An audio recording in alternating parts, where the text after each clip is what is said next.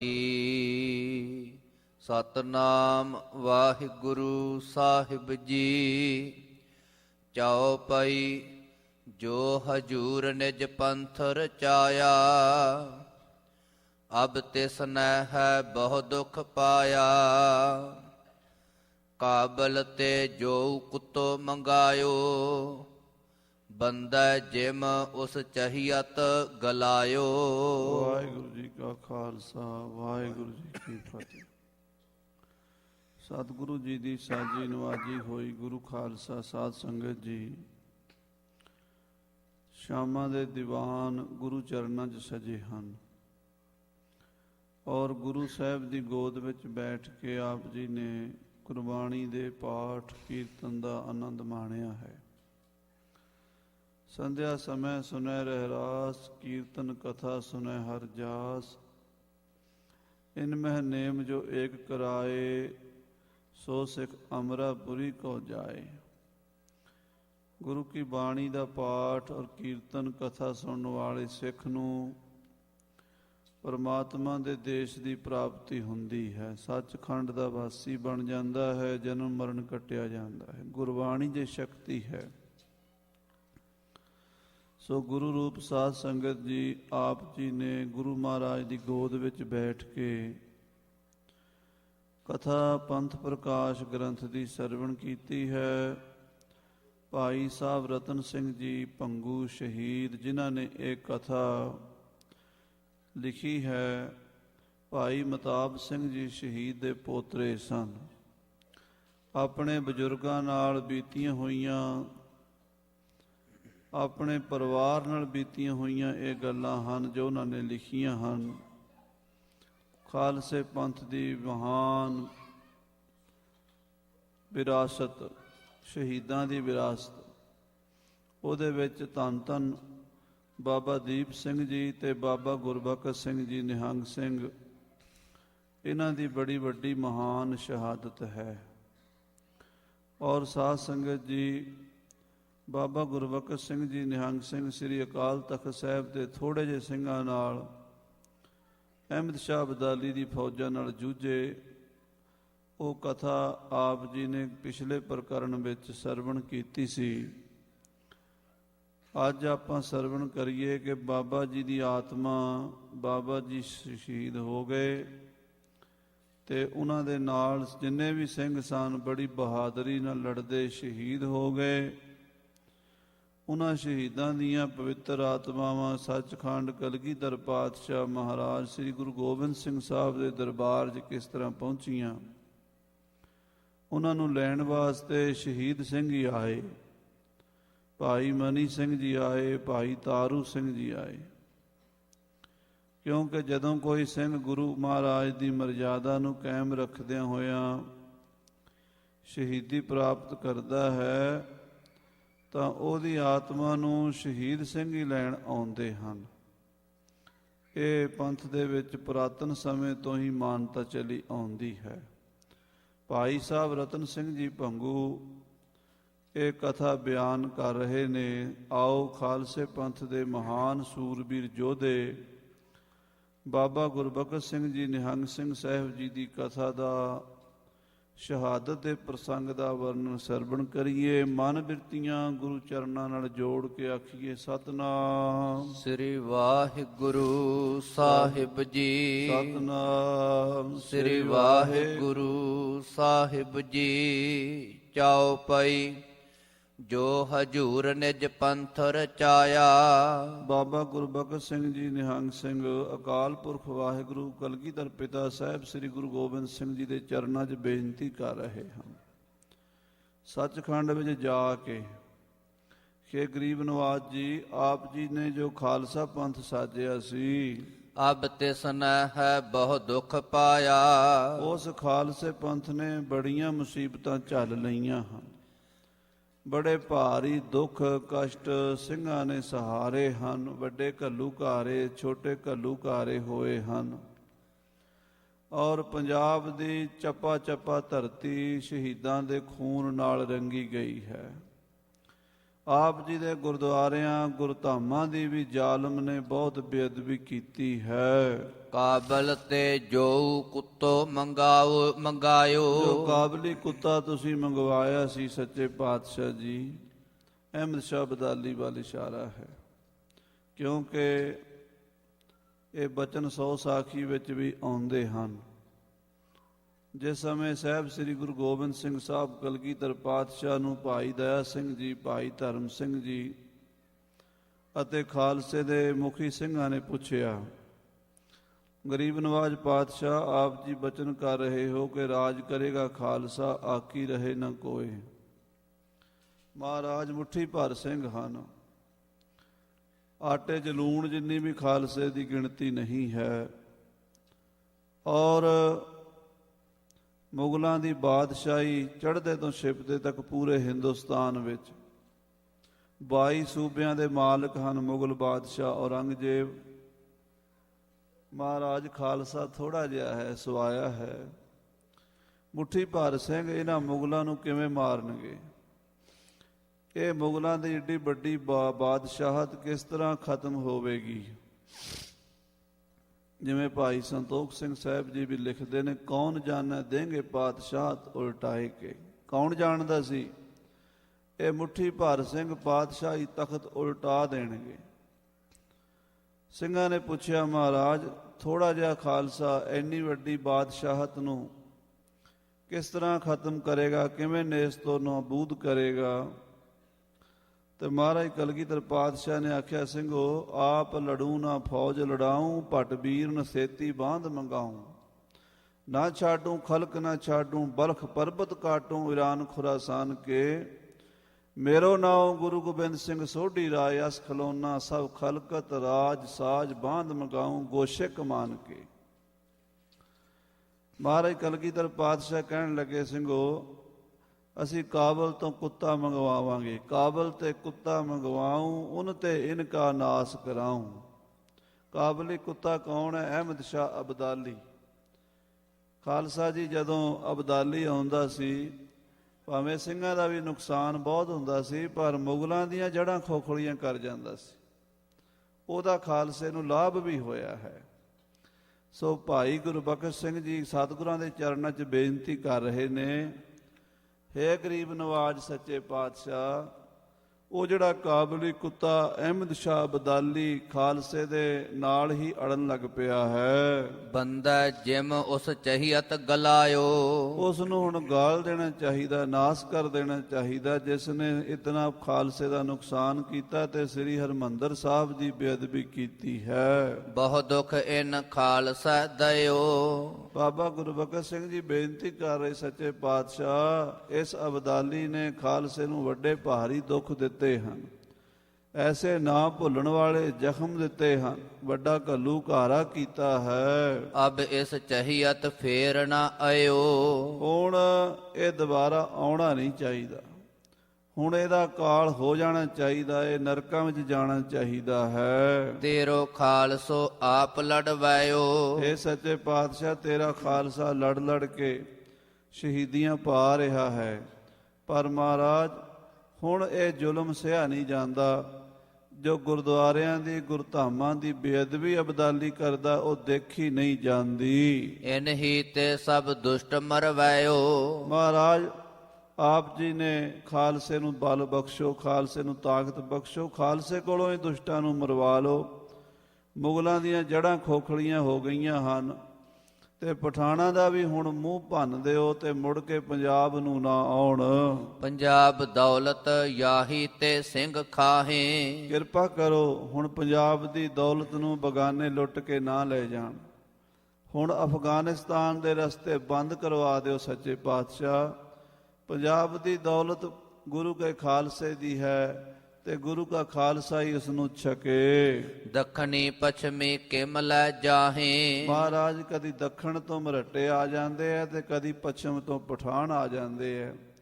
ਕਿਰਪਾ ਕਰੋ ਦੱਖਣ ਦੇ ਮਰਹੱਟਿਆਂ ਦਾ ਤੇ ਪੱਛਮ ਦੇ ਪਠਾਨਾਂ ਦਾ ਬੂਹਾ ਬੰਦ ਕਰ ਦਿਓ। ਬਚਨ ਸਿੰਘ ਸੁਣ ਗੁਰ ਖੁਸ਼ ਭਏ। ਸ੍ਰੀ ਕਲਗੀਧਰ ਮਹਾਰਾਜ 10ਵੇਂ ਪਾਤਸ਼ਾਹ ਦੇ ਚਰਨਾਂ ਸੱਚਖੰਡ ਦਰਬਾਰ ਦੇ ਵਿੱਚ ਬਾਬਾ ਗੁਰਬਖਸ਼ ਸਿੰਘ ਦੀ ਰੂਹ ਅਰਦਾਸ ਕਰ ਰਹੀ ਹੈ ਤੇ ਮਹਾਰਾਜ ਖੁਸ਼ ਹੋ ਰਹੇ ਹਨ।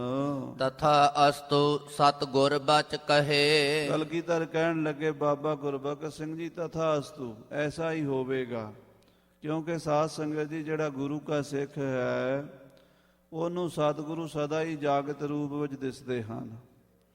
ਸਤਿਗੁਰ ਜਾਗਤਾ ਹੈ ਦਿਓ। ਕਦੀ ਵੀ ਸਤਿਗੁਰੂ ਪਾਤਸ਼ਾਹ ਮਹਾਰਾਜ ਨੂੰ ਆਪਣੇ ਤੋਂ ਓਹਲੇ ਨਾ ਸਮਝੀਏ। ਭੱਟਾਂ ਦੇ ਸਵਈਆਂ ਵਿੱਚ ਬਚਨ ਆਉਂਦਾ, ਸੋ ਕੌਣ ਕਹੈ ਸ੍ਰੀ ਗੁਰ ਮੋਇਓ। ਕੌਣ ਕਹਿੰਦਾ ਗੁਰੂ ਸਾਹਿਬ ਸਰੀਰ ਕਰਕੇ ਅਲੋਪ ਹੋ ਗਏ ਨੇ, ਖਤਮ ਹੋ ਗਏ ਨੇ? ਨਹੀਂ, ਸਾਡੀਆਂ ਅੱਖਾਂ ਤੋਂ ਜ਼ਰੂਰ ਓਹਲੇ ਨੇ, ਪਰ ਬਾਬਾ ਗੁਰਬਖਸ਼ ਸਿੰਘ ਜੀ ਵਰਗਿਆਂ ਦੀਆਂ ਅੱਖਾਂ ਦੇ ਸਾਹਮਣੇ ਨੇ। ਬਾਬਾ ਗੁਰਬਖਸ਼ ਸਿੰਘ ਜੀ ਬਚਨ ਕਰ ਰਹੇ ਸਤਿਗੁਰਾਂ ਦੇ ਨਾਲ ਕਿ ਮਹਾਰਾਜ ਹੁਣ ਅਬਦਾਲੀ ਦਾ ਦਰਵਾਜ਼ਾ, ਅਫਗਾਨਿਸਤਾਨ ਦਾ ਦਰਾ ਖੈਬਰ ਬੰਦ ਹੋਣਾ ਚਾਹੀਦਾ ਹੈ। ਤੇ ਮਹਾਰਾਜ ਖੁਸ਼ ਹੋ ਕੇ ਬਚਨ ਕਰਦੇ ਹਨ, ਸ਼ਾਹੋ ਜਹੰਨਮ ਉਤ ਸਾਲੈ ਗਇਓ। ਕਿ ਬਸ ਬਾਬਾ ਗੁਰਬਖਸ਼ ਸਿੰਘ ਜੀ ਹੋਰ ਕਹਿਣ ਦੀ ਲੋੜ ਨਹੀਂ। ਇਸੇ ਸਾਲ ਅਬਦਾਲੀ ਜਹੰਨਮ ਨੂੰ ਚਲਾ ਜਾਏਗਾ, ਨਰਕਾਂ ਨੂੰ ਚਲਾ ਜਾਏਗਾ, ਤੇ ਉਸੇ ਸਾਲ ਹੀ ਇਹ ਜਹੰਨਮ ਚਲਾ ਗਿਆ। ਸਰਬੱਤ ਖਾਲਸਾ ਇਸ ਬਿਦ ਖੁਸ਼ੀ ਆਇਓ। ਸਾਰੇ ਖਾਲਸੇ ਨੂੰ ਖੁਸ਼ੀਆਂ ਦੀ ਇਹ ਖਬਰ ਮਿਲੀ, ਸੱਚਖੰਡ ਵਿੱਚ ਵੀ ਤੇ ਮਾਤ ਲੋਕ ਵਿੱਚ ਵੀ। ਅੱਗੇ ਸੁਨੋ ਸੋ ਪਿਛਲੀ ਬਾਤ। ਹੁਣ ਪਿਛਲੀ ਗੱਲ ਸੁਣੋ। ਸ੍ਰੀ ਦਰਬਾਰ ਸਾਹਿਬ ਅੰਮ੍ਰਿਤਸਰ ਦੀਆਂ ਪ੍ਰਕਰਮਾਂ ਦੇ ਵਿੱਚ ਸ਼ਹੀਦਾਂ ਸਿੰਘਾਂ ਦੇ ਪਾਵਨ ਸਰੂਪ ਪਏ ਹਨ। ਕਿਤੇ ਸਿੰਘਾਂ ਦੇ ਸਰੀਰ ਕੱਟੇ ਵੱਢੇ ਪਏ ਹਨ ਤੇ ਕਿਤੇ ਅਬਦਾਲੀ ਦੀ ਫੌਜ ਦੀ ਲਾਸ਼ਾਂ ਪਈਆਂ ਹਨ। ਗਿਲਜੇ ਮੁੜ ਜਿਮ ਸਿੰਘਨ ਕਰ ਘਾਤ। ਅਫਗਾਨਿਸਤਾਨ ਤੋਂ ਆਏ ਹੋਏ ਗਿਲਜਿਆਂ ਨੇ ਸਿੰਘਾਂ ਨੂੰ ਸ਼ਹੀਦ ਕਰ ਦਿੱਤਾ ਹੈ, ਕਿਉਂਕਿ ਉਹਨਾਂ ਦੀ ਗਿਣਤੀ ਬਹੁਤ ਜ਼ਿਆਦਾ ਸੀ। ਸਿੰਘ ਮੁੱਠੀ ਭਾਰ ਸਨ। ਉਹ ਇਸ ਤਰ੍ਹਾਂ ਸਨ ਜਿਵੇਂ ਆਟੇ 'ਚ ਲੂਣ ਹੋਵੇ। ਥੋੜੇ ਜਿਹੇ ਸਿੰਘਾਂ ਨੂੰ ਸ਼ਹੀਦ ਕਰਕੇ ਅਬਦਾਲੀ ਦੀ ਫੌਜ। ਦੋਹਰਾ ਗਿਲਜਨ ਡੇਰਾ ਤਉ ਕੀਓ ਕਿਲੈ ਭੰਗਿਓ ਪਾਸ। ਰਾਤ ਨੂੰ ਅਹਿਮਦ ਸ਼ਾਹ ਅਬਦਾਲੀ ਦੀ ਫੌਜ ਨੇ ਭੰਗੀਆਂ ਦੇ ਕਿਲੇ ਤੇ, ਜਿੱਥੇ ਭੰਗੀਆਂ ਦਾ ਕਿਲਾ ਅੰਮ੍ਰਿਤਸਰ ਵਿੱਚ ਪ੍ਰਸਿੱਧ ਹੈ, ਉਸ ਜਗ੍ਹਾ ਤੇ ਡੇਰਾ ਕੀਤਾ ਸੀ। ਰਾਤ ਪਰੀ ਖਾਲਸੋ ਜਗਿਓ ਨਿਕਸ ਖਾਤਨ ਗੱਡਨ ਖੱਡਨ ਵਾਸ। ਜਦੋਂ ਰਾਤ ਪਈ, ਜਿਹੜੇ ਮਾਝੇ 'ਚ ਸਿੰਘ ਜੰਗਲਾਂ 'ਚ ਲੁਕੇ ਹੋਏ ਸਨ, ਖੱਡਾਂ ਵਿੱਚ ਬੈਠੇ ਸਨ, ਝਾੜਾਂ ਵਿੱਚ ਬੈਠੇ ਸਨ, ਕਮਾਦਾਂ 'ਚ ਬੈਠੇ ਸਨ, ਉਹਨਾਂ ਨੂੰ ਖਬਰ ਪਹੁੰਚੀ ਕਿ ਅਬਦਾਲੀ ਨੇ ਸ੍ਰੀ ਅੰਮ੍ਰਿਤਸਰ ਨੂੰ ਘੇਰਾ ਪਾ ਲਿਆ ਹੈ। ਬਾਬਾ ਗੁਰਬਖਸ਼ ਸਿੰਘ ਜੀ ਅਤੇ ਉਹਨਾਂ ਦੇ ਸਾਥੀ ਸਿੰਘ ਸ਼ਹੀਦੀਆਂ ਪਾ ਗਏ ਹਨ। ਤਾਂ ਉਹਨਾਂ ਸੂਰਬੀਰ ਸਿੰਘਾਂ ਨੇ ਅੰਮ੍ਰਿਤਸਰ ਵੱਲ ਹੱਲਾ ਬੋਲ ਦਿੱਤਾ, ਚਾਓ ਪਈ ਗਿਲਜੇ ਥੱਕਵੈ ਮੂਧੇ ਪਏ। ਅਬਦਾਲੀ ਦੇ ਗਿਲਜੇ ਥੱਕ ਕੇ ਮੂਧੇ ਪਏ ਸਨ, ਸੁੱਤੇ ਪਏ ਸਨ ਰਾਤ ਨੂੰ। ਘੋੜੇ ਕਈ ਖਾਲਸੇ ਕੱਢ ਲਏ। ਤਾਂ ਸਿੰਘਾਂ ਨੇ ਹੱਲਾ ਬੋਲ ਕੇ ਪਹਿਲਾਂ ਦੇ ਘੋੜਿਆਂ ਦੇ ਰੱਸੇ ਵੱਢੇ। ਸਭ ਤੋਂ ਪਹਿਲਾਂ ਘੋੜੇ ਕੱਢੇ, ਕਿਉਂਕਿ ਜਦੋਂ ਘੋੜੇ ਕਿਸੇ ਦੇ ਲੈ ਜਾਈਏ ਤੇ ਉਹ ਦੌੜਨ ਜੋਗਾ ਨਹੀਂ ਰਹਿੰਦਾ, ਉਹਨੂੰ ਹਫੜਾ ਦਫੜੀ ਪੈ ਜਾਂਦੀ। ਜੰਗ ਦੇ ਤਰੀਕੇ ਹੁੰਦੇ ਆ। ਸੂਰਬੀਰ ਸਿੰਘਾਂ ਨੇ ਘੋੜੇ ਕੱਢ ਲਏ ਸਾਰੇ। ਮਾਰ ਗਿਲਜਨ ਕਿਨ ਬਦਲੇ ਲਏ। ਔਰ ਪਏ ਹੋਏ ਗਿਲਜਿਆਂ ਨੂੰ ਤੇਗਾਂ ਨਾਲ ਝੜਕ ਕੇ ਬਦਲੇ ਲਏ ਨੇ ਸ੍ਰੀ ਦਰਬਾਰ ਸਾਹਿਬ ਦੇ ਸ਼ਹੀਦਾਂ ਸਿੰਘਾਂ ਦੇ। ਬਹੁਤ ਅਕਾਏ ਸੌਣ ਨਾ ਦਏ। ਅਬਦਾਲੀ ਦੀ ਫੌਜ ਨੂੰ ਸਾਰੀ ਰਾਤ ਸੌਣ ਨਹੀਂ ਦਿੱਤਾ ਖਾਲਸੇ ਨੇ। ਕਦੀ ਕਿਸੇ ਪਾਸਿਓਂ ਹੱਲਾ ਕਰਕੇ ਪੈ ਜਾਂਦੇ, ਕਦੀ ਕਿਸੇ ਪਾਸਿਓਂ, ਤੇ ਅਕਾ ਦਿੱਤਾ ਅਬਦਾਲੀ ਦੀ ਫੌਜ ਨੂੰ। ਗਿਲਜਨ ਕੀਨੋ ਕੂਚ ਪਰਾਤ। ਸਵੇਰੇ ਦਿਨ ਚੜ੍ਹਦਿਆਂ ਹੀ ਗਿਲਜਿਆਂ ਨੇ ਅੰਮ੍ਰਿਤਸਰ ਤੋਂ ਚਾਲੇ ਪਾ ਦਿੱਤੇ। ਰਲੇ ਸ਼ਾਹੇ ਸੋ ਜੰਡਾਲੇ ਜਾਤ। ਅਬਦਾਲੀ ਸ਼ਾਮ ਨੂੰ ਹੀ ਜੰਡਿਆਲੇ ਆ ਗਿਆ ਸੀ ਤੇ ਉਹਦੀ ਫੌਜ ਪਿੱਛੇ ਅੰਮ੍ਰਿਤਸਰ ਸੀ। ਅਗਲੇ ਦਿਨ ਸਵੇਰੇ ਹੀ ਜੰਡਿਆਲੇ ਫੌਜ ਪਹੁੰਚ ਗਈ ਗਿਲਜਿਆਂ ਦੀ। ਅਬ ਸੁਨੋ ਸ਼ਹੀਦਨ ਲੋਥਨ ਬਾਤ। ਹੁਣ ਭਾਈ ਰਤਨ ਸਿੰਘ ਜੀ ਕਹਿੰਦੇ ਜਿਹੜੀਆਂ ਸ਼ਹੀਦਾਂ ਸਿੰਘਾਂ ਦੀਆਂ ਲੋਥਾਂ ਸਨ, ਉਹਨਾਂ ਦੇ ਸ਼ਹੀਦ ਸਿੰਘਾਂ ਦੇ ਸਰੀਰ ਸਨ। ਸਿੰਘਨ ਫੂਕ ਦਈ ਜਿਹ ਭਾਂਤ। ਉਹਨਾਂ ਦੇ ਸੰਸਕਾਰ ਕਿਸ ਤਰ੍ਹਾਂ ਕੀਤੇ ਖਾਲਸੇ ਪੰਥ ਨੇ। ਪਰੀ ਨਿਸਾ ਗਿਲਜੇ ਹਟ ਗਏ। ਜਦੋਂ ਗਿਲਜੇ ਭੱਜ ਗਏ, ਗਿਲਜੇ ਚਲੇ ਗਏ, ਪਠਾਣਾ ਦੀ ਫੌਜ ਇੱਥੋਂ ਕੂਚ ਕਰ ਗਈ। ਸਿੰਘ ਖਬਰਨ ਕੋ ਤਉ ਤਹ ਆਏ। ਸਿੰਘ ਜੰਗਲਾਂ ਚੋਂ ਨਿਕਲੇ, ਅੰਮ੍ਰਿਤਸਰ ਖਬਰਾਂ ਲੈਣ ਲਈ ਆ ਗਏ। ਸਾਰਾ ਪੰਥ ਇਕੱਠਾ ਹੋ ਗਿਆ। ਬਿਨ ਸਾਸਨ ਸਭ ਲੋਥਾਂ ਪਾਈ। ਸ੍ਰੀ ਦਰਬਾਰ ਸਾਹਿਬ ਦੀਆਂ ਪਰਕਰਮਾਂ ਸਰੋਵਰ ਦੇ ਕਿਨਾਰੇ ਤੇ ਵੱਖੋ ਵੱਖ ਥਾਵਾਂ ਤੇ ਸ਼ਹੀਦਾਂ ਸਿੰਘਾਂ ਦੇ ਪਾਵਨ ਸਰੀਰ ਪਏ ਸਨ ਤੇ ਕਿਸੇ ਦੇ ਵਿੱਚ ਵੀ ਸਵਾਸ ਨਹੀਂ ਸੀ, ਯਾਨੀ ਸਾਰੇ ਹੀ ਸ਼ਹੀਦ ਹੋ ਚੁੱਕੇ ਸਨ। ਆਪਨ ਬੇਗਾਨਾ ਸਮਝਿਓ ਨਾ ਜਾਈ, ਪਤਾ ਨਹੀਂ ਸੀ ਲੱਗ ਰਿਹਾ ਆਪਣੇ ਬਗਾਨੇ ਦਾ, ਇੰਨੀਆਂ ਲਾਸ਼ਾਂ ਪਠਾਣਾਂ ਦੀਆਂ ਵਿੱਚ ਸਿੰਘਾਂ ਦੇ ਸਰੀਰ ਪਏ ਸਨ। ਮਿਲ ਸਿੰਘਨ ਜਾਓ ਬਾਤ ਠਹਿਰਾਈ, ਤੋ ਸਿੰਘਾਂ ਨੇ ਫਿਰ ਉਸ ਵੇਲੇ ਗੁਰਮਤਾ ਕਰਕੇ ਇੱਕ ਥਾਂ ਸਭਹਨ ਚਿਖਾ ਚਿਨਾਈ, ਸਾਰੇ ਸ਼ਹੀਦਾਂ ਸਿੰਘਾਂ ਨੂੰ ਇੱਕ ਥਾਂ ਤੇ ਹੀ ਸੰਸਕਾਰ ਕਰਨ ਦਾ ਗੁਰਮਤਾ ਕੀਤਾ। ਸਾਰੇ ਸਰੀਰ ਸ਼ਹੀਦਾਂ ਦੇ ਇਕੱਠੇ ਕਰ ਲਏ। ਚੱਕ ਸਿੰਘਨ ਬਹੁ ਲੱਕੜੀ ਆਣੀ, ਦੂਰੋਂ ਦੂਰੋਂ ਜੰਗਲ ਚੋਂ ਲੱਕੜੀਆਂ ਲਿਆ ਕੇ ਬਹੁਤ ਸਾਰੀਆਂ ਬਾਲਣ ਇਕੱਠਾ ਕਰਕੇ ਅਕਾਲ ਬੁੰਗੈ ਕੇ ਪਿੱਛੇ ਠਾਣੀ, ਸ੍ਰੀ ਅਕਾਲ ਤਖਤ ਸਾਹਿਬ ਅਕਾਲ ਬੁੰਗੇ ਦੇ ਪਿਛਲੇ ਪਾਸੇ, ਅੱਜ ਕੱਲ੍ਹ ਉੱਥੇ ਗੁਰਦੁਆਰਾ ਸ਼ਹੀਦਗੰਜ ਸ਼ਹੀਦ ਬਾਬਾ ਗੁਰਬਖਸ਼ ਸਿੰਘ ਜੀ ਨਿਹੰਗ ਸਿੰਘ ਕਰਕੇ ਅਸਥਾਨ ਬਣਿਆ ਹੋਇਆ। ਉਸ ਅਸਥਾਨ ਦੇ ਉੱਤੇ ਬਾਬਾ ਗੁਰਬਖਸ਼ ਸਿੰਘ ਜੀ ਦੇ ਨਾਲ ਜਿੰਨੇ ਸਿੰਘ ਸ਼ਹੀਦ ਹੋਏ ਸੀ, ਇੱਕੋ ਜਗ੍ਹਾ ਤੇ ਇਕੱਠੇ ਹੀ ਸਾਰਿਆਂ ਦਾ ਅੰਗੀਠਾ ਤਿਆਰ ਕੀਤਾ ਗਿਆ। ਦੋਹਰਾ ਇੱਕ ਚਿਖਾ ਪੈ ਸਭ ਧਰੇ, ਦੀਨ ਹੁਤਾਸਨ ਲਾਏ, ਸਾਰੇ ਸਰੀਰ ਇੱਕ ਚਿਖਾ ਤੇ ਧਰ ਕੇ ਸਾਰੇ ਸਿੰਘਾਂ ਸ਼ਹੀਦਾਂ ਦਾ ਸੰਸਕਾਰ ਇਕੱਠਾ ਕਰ ਦਿੱਤਾ ਗਿਆ। ਕਰਿਓ ਕੜਾਹ ਸੋ ਤਹ ਹੁਤੋ, ਸਭ ਹੀ ਦਇਓ ਵਰਤਾਏ, ਸ਼ਹੀਦਾਂ ਸਿੰਘਾਂ ਦੇ ਨਿਮਿਤ ਕੀਰਤਨ ਸੋਹਲੇ ਜੀ ਦਾ ਪਾਠ ਕਰਕੇ ਅਲਾਣੀਆਂ ਦਾ ਪਾਠ ਕੀਤਾ ਗਿਆ। ਕੜਾਹ ਪ੍ਰਸ਼ਾਦ ਦੀ ਦੇਗ ਸ੍ਰੀ ਅਕਾਲ ਤਖਤ ਸਾਹਿਬ ਤੇ ਵਰਤਾਈ ਗਈ। ਸਾਰੇ ਸ਼ਹੀਦਾਂ ਸਿੰਘਾਂ ਦਾ ਇਉਂ ਸੰਸਕਾਰ ਬਾਬਾ ਗੁਰਬਖਸ਼ ਸਿੰਘ ਜੀ ਦਾ ਕੀਤਾ ਤੇ ਬਾਅਦ ਵਿੱਚ ਉੱਥੇ ਪੰਥ ਨੇ ਗੁਰਦੁਆਰਾ ਬਾਬਾ ਗੁਰਬਖਸ਼ ਸਿੰਘ ਜੀ ਨਿਹੰਗ ਸਿੰਘ ਉਹਨਾਂ ਦੀ ਯਾਦਗਾਰ ਵਿੱਚ ਕਾਇਮ ਕੀਤਾ।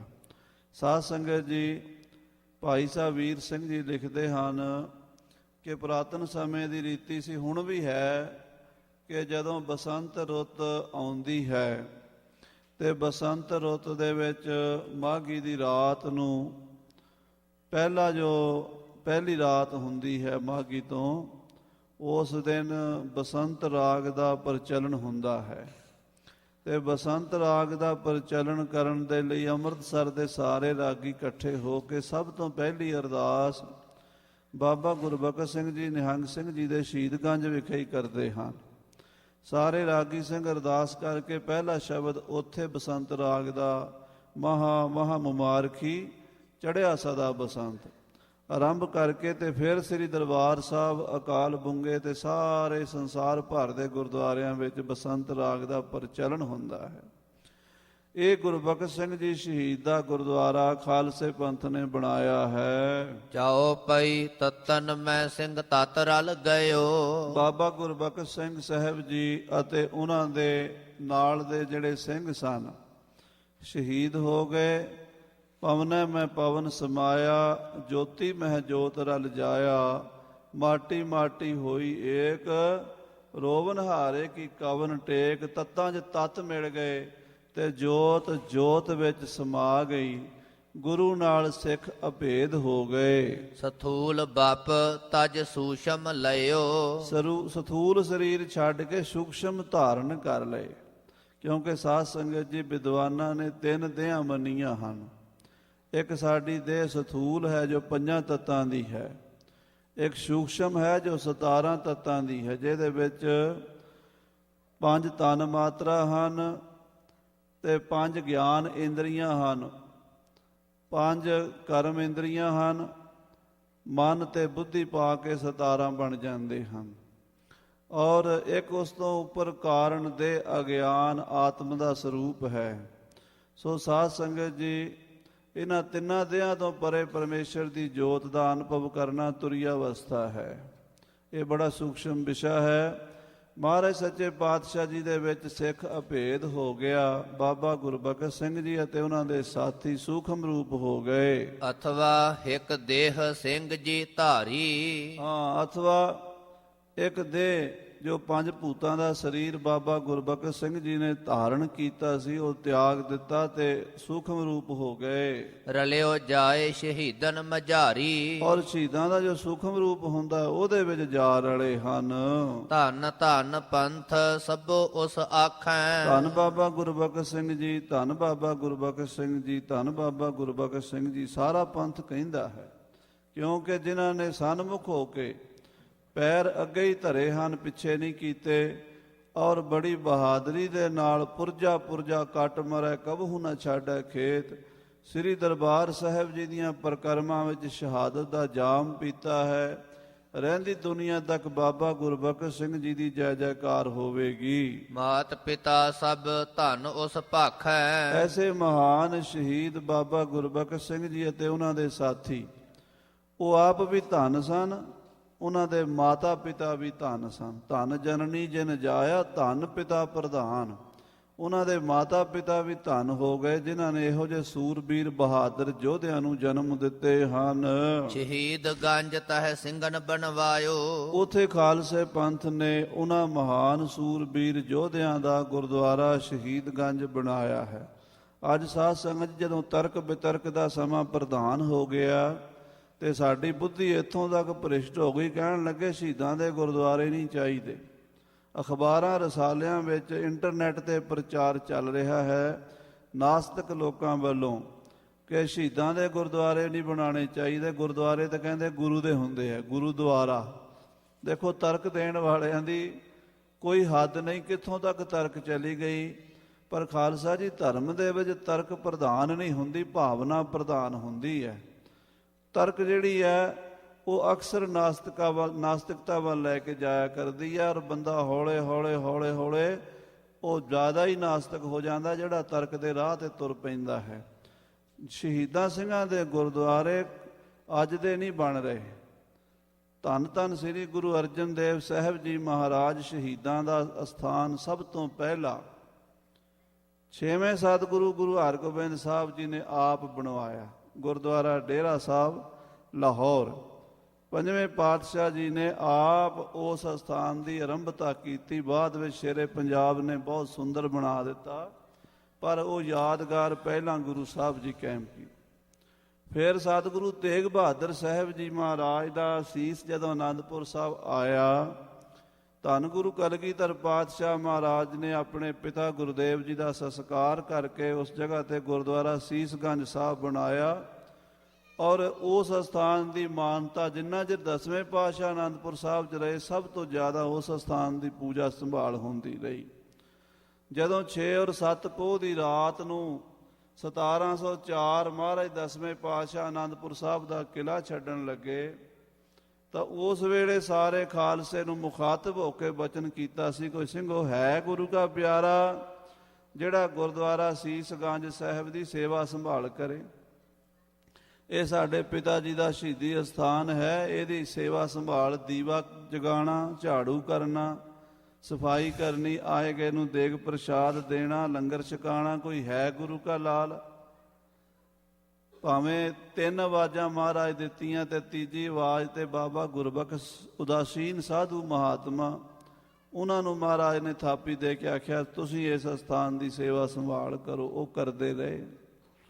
10ਵੇਂ ਪਾਤਸ਼ਾਹ ਜਦੋਂ ਦਿੱਲੀ ਗਏ ਤੇ ਗੁਰੂ ਸਾਹਿਬ ਜੀ ਨੇ ਗੁਰਦੁਆਰਾ ਰਕਾਬਗੰਜ ਸਾਹਿਬ ਆਪ, ਸੀਸਗੰਜ ਸਾਹਿਬ ਤਾਂ ਬਾਅਦ ਵਿੱਚ ਬਾਬਾ ਬਘੇਲ ਸਿੰਘ ਜੀ ਨੇ ਪ੍ਰਗਟ ਕੀਤਾ, ਪਰ ਰਕਾਬਗੰਜ ਵਾਲੀ ਜਿਹੜੀ ਮਹਾਰਾਜ ਦੀ ਜਗ੍ਹਾ ਸੀ ਗੁਰੂ ਸਾਹਿਬ ਦਾ, ਜਿੱਥੇ ਸੰਸਕਾਰ ਹੋਇਆ ਸੀ ਅੰਗੀਠਾ, ਉਹਨੂੰ 10ਵੇਂ ਪਾਤਸ਼ਾਹ ਜੀ ਨੇ ਆਪ ਆਪਣੇ ਹੱਥੀਂ ਤਿਆਰ ਕਰਵਾਇਆ। ਬਾਅਦ ਵਿੱਚ ਤੁਰਕਾਂ ਨੇ ਮਸੀਤ ਬਣਾ ਦਿੱਤੀ, ਫਿਰ ਬਾਬਾ ਬਘੇਲ ਸਿੰਘ ਜੀ ਨੇ ਉਹਨੂੰ ਦੁਬਾਰਾ ਗੁਰਦੁਆਰਾ ਰਕਾਬਗੰਜ ਬਣਾਇਆ। ਪਰ ਗੁਰੂ ਸਾਹਿਬ ਜੀ ਜੇ ਇਹ ਚੀਜ਼ਾਂ ਕਾਇਮ ਕਰ ਰਹੇ, ਇਹਦਾ ਮਤਲਬ ਹੈ ਕੋਈ ਵਿਸ਼ੇਸ਼ਤਾ ਹੈ। ਜਿਹੜੇ ਅੱਜ ਸਾਡੇ ਵਿੱਚ ਤਰਕਵਾਦੀ ਕਹਿੰਦੇ ਜੀ ਸ਼ਹੀਦਾਂ ਦੇ ਗੁਰਦੁਆਰੇ ਨਹੀਂ ਹੋਣੇ ਚਾਹੀਦੇ, ਉਹ ਪਤਾ ਨਹੀਂ ਕਿਹੜੀ ਗੁਰਮਤ ਲਈ ਫਿਰਦੇ ਆ। ਉਹ ਗੁਰਮਤ ਉਹਨਾਂ ਦੇ ਆਪਣੇ ਮਨ ਦੇ ਖਿਆਲਾਂ ਦੀ ਹੋ ਸਕਦੀ ਹੈ, ਗੁਰੂ ਦੀ ਨਹੀਂ ਹੈ, ਪੰਥਕ ਪਰੰਪਰਾ ਦੇ ਉਲਟ ਹੈ। ਬਾਬਾ ਬੰਦਾ ਸਿੰਘ ਜੀ ਬਹਾਦਰ ਨੇ ਫਤਿਹਗੜ੍ਹ ਸਾਹਿਬ ਵਿਖੇ ਸਾਹਿਬਜ਼ਾਦਿਆਂ ਦੀ ਯਾਦਗਾਰ ਕਾਇਮ ਕੀਤੀ, ਔਰ ਜਿੱਥੇ ਜਿੱਥੇ ਸਿੰਘਾਂ ਸ਼ਹੀਦਾਂ ਦੇ ਪਤਾ ਲੱਗਦਾ ਰਿਹਾ ਇਤਿਹਾਸ ਦੇ ਵਿੱਚ ਵੀ ਇੱਥੇ ਕੋਈ ਸਿੰਘ ਸ਼ਹੀਦ ਹੋਇਆ, ਭਾਵੇਂ ਇੱਕ ਸਿੰਘ ਹੀ ਹੋਇਆ ਹੋਵੇ, ਉੱਥੇ ਸ਼ਹੀਦਗੰਜ ਬਣੇ। ਲਾਹੌਰ ਦੇ ਵਿੱਚ ਸ਼ਹੀਦਗੰਜ ਭਾਈ ਮਨੀ ਸਿੰਘ ਜੀ, ਸ਼ਹੀਦਗੰਜ ਭਾਈ ਤਾਰੂ ਸਿੰਘ ਜੀ, ਸ਼ਹੀਦਗੰਜ ਸਿੰਘਣੀਆਂ ਦਾ। ਦੇਖੋ ਖਾਲਸਾ ਜੀ ਕਿੰਨੇ ਅਸਥਾਨ ਸ਼ਹੀਦਗੰਜ ਹਨ। ਸੋ ਜਿੱਥੇ ਜਿੱਥੇ ਸਿੰਘਾਂ ਦੇ ਸ਼ਹੀਦਾਂ ਦੇ ਅਸਥਾਨ ਹਨ, ਉੱਥੇ ਸਤਿਕਾਰ ਨਾਲ ਉਸ ਗੁਰੂ ਘਰ ਨੂੰ ਬਣਾਉਣਾ, ਉਹਦੀ ਸੇਵਾ ਕਰਾਣੀ, ਉੱਥੇ ਗੁਰੂ ਗ੍ਰੰਥ ਸਾਹਿਬ ਦਾ ਪ੍ਰਕਾਸ਼ ਕਰਨਾ, ਬਾਣੀ ਦਾ ਪ੍ਰਵਾਹ ਚਲਾਉਣਾ, ਦੇਗ ਲੰਗਰ ਚਲਾਣੀ, ਇਹ ਗੁਰੂ ਕੀ ਮਰਜ਼ਾਦਾ ਹੈ, ਪੰਥ ਦੀ ਪਰੰਪਰਾ ਹੈ। ਸੋ ਖਾਲਸੇ ਨੇ ਬਾਬਾ ਗੁਰਬਖਸ਼ ਸਿੰਘ ਜੀ ਦਾ ਸ਼ਹੀਦਗੰਜ ਸ੍ਰੀ ਅਕਾਲ ਤਖਤ ਸਾਹਿਬ ਜੀ ਦੇ ਪਿਛਲੇ ਪਾਸੇ ਬਣਾਇਆ ਹੈ। ਸੁਖਨਾ ਸੁਖੈ ਤਿਸੈ ਬਰ ਆਇਓ। ਔਰ ਜਿਹੜਾ ਉੱਥੇ ਕੋਈ ਅਰਦਾਸ ਕਰਦਾ ਹੈ, ਸੁਖਣਾ ਸੁਖਦਾ ਹੈ ਕੋਈ ਕਾਰਜ ਦੇ ਲਈ। ਸਾਧ ਸੰਗਤ ਜੀ, ਠੀਕ ਹੈ ਕਿ ਕਿਸੇ ਅਵਸਥਾ ਵਿੱਚ ਜਾ ਕੇ ਗੁਰੂ ਕੇ ਸਿੱਖ ਦੀ ਕੋਈ ਮੰਗ ਨਹੀਂ ਰਹਿੰਦੀ, ਉਹ ਅਵਸਥਾ ਬੜੀ ਉੱਚੀ ਹੈ। ਭਾਈ ਗੁਰਦਾਸ ਜੀ ਲਿਖਦੇ ਨੇ, ਚਾਰ ਪਦਾਰਥ ਆਖੀਆਂ ਸਤਿਗੁਰ ਦੇ ਨਾ ਗੁਰ ਸਿੱਖ ਮੰਗੈ।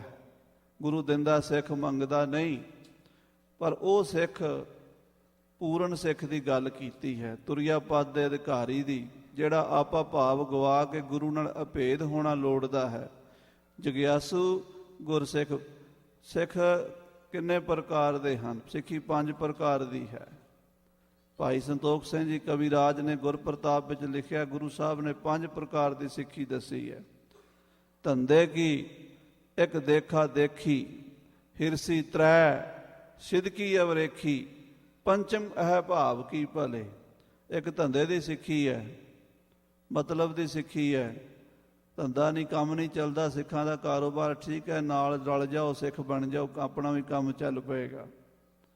ਦੂਜੀ ਦੇਖਾ ਦੇਖੀ ਦੀ ਹੈ, ਕੋਈ ਸਿੱਖ ਬਣਿਆ ਹੈ, ਉਹਨੂੰ ਬੜਾ ਲਾਭ ਹੋਇਆ, ਬੜੇ ਸੁੱਖ ਮਿਲ ਗਏ ਨੇ, ਆਪਾਂ ਵੀ ਸਿੱਖ ਬਣ ਜਾਈਏ, ਆਪਣਾ ਵੀ ਕੰਮ ਚੱਲ ਜਾਏਗਾ। ਤੀਜੀ ਹਿਰਸ ਦੀ ਹੈ, 40 ਦਿਨ ਝਾੜੂ ਮਾਰਾਂਗਾ, ਅਖੰਡ ਪਾਠ ਕਰਾਵਾਂਗਾ, ਕਾਕੇ ਦੀ ਕੁੜਮਾਈ ਹੋ ਜਾਵੇ, ਕੋਈ ਕਾਰੋਬਾਰ ਵਧੀਆ ਚੱਲ ਜਾਵੇ, ਦੁਕਾਨ ਵਧੀਆ ਚੱਲ ਜਾਵੇ, ਇਹ ਹਿਰਸ ਦੀ ਸਿੱਖੀ ਹੈ। ਚੌਥੀ ਸਿਦਕ ਦੀ ਹੈ, ਸਿਰ ਜਾਵੇ ਤਾਂ ਜਾਵੇ, ਮੇਰਾ ਸਿੱਖੀ ਸਿਦਕ ਨਾ ਜਾਵੇ। ਤੇ ਪੰਜਵੀਂ ਪ੍ਰੇਮ ਦੀ ਹੈ। ਭਾਈ ਸਾਹਿਬ ਦਇਆ ਸਿੰਘ ਜੀ, ਭਾਈ ਧਰਮ ਸਿੰਘ ਜੀ ਵਰਗੇ ਪ੍ਰੇਮੀ ਸਿੱਖ ਹਨ, ਜਿਨ੍ਹਾਂ ਨੂੰ 5 ਪਿਆਰੇ ਕਿਹਾ ਜਾਂਦਾ ਹੈ। ਸਾਰਿਆਂ ਦੀ ਅਵਸਥਾ ਭਾਈ ਦਇਆ ਸਿੰਘ ਵਾਲੀ ਨਹੀਂ ਬਣ ਸਕਦੀ, ਸਾਰਿਆਂ ਦੀ ਅਵਸਥਾ ਸਿਦਕੀ ਸਿੱਖਾਂ ਵਾਲੀ ਵੀ ਨਹੀਂ। ਭਾਈ ਤਾਰੂ ਸਿੰਘ, ਭਾਈ ਮਨੀ ਸਿੰਘ ਸਿਦਕੀ ਸਿੱਖ ਹੋਏ ਹਨ। ਤੇ ਸਾਧ ਸੰਗਤ ਜੀ, ਧੰਦੇ ਵਾਲੇ, ਦੇਖਾ ਦੇਖੀ ਵਾਲੇ, ਹਿਰਸੀ, ਉਹ ਕਿੱਥੇ ਜਾਣਗੇ? ਉਹਨਾਂ ਨੇ ਵੀ ਇੱਥੇ ਹੀ ਆਉਣਾ ਹੈ।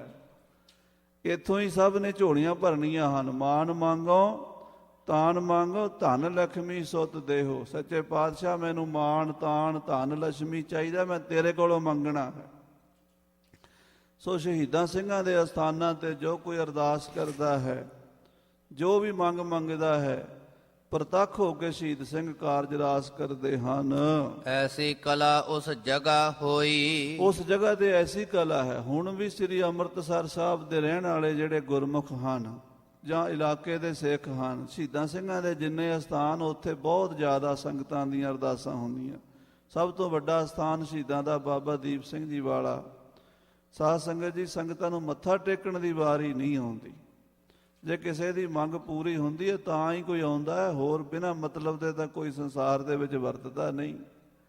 ਇੰਨੀ ਦੁਨੀਆ ਆ ਰਹੀ ਹੈ, ਗੁਰੂ ਰਾਮਦਾਸ ਦੇ ਦਰਬਾਰ 'ਚੋਂ ਸਭ ਦੇ ਕਾਰਜ ਰਾਸ ਹੋ ਰਹੇ ਤਾਂ ਹੀ ਦੁਨੀਆ ਆ ਰਹੀ ਹੈ।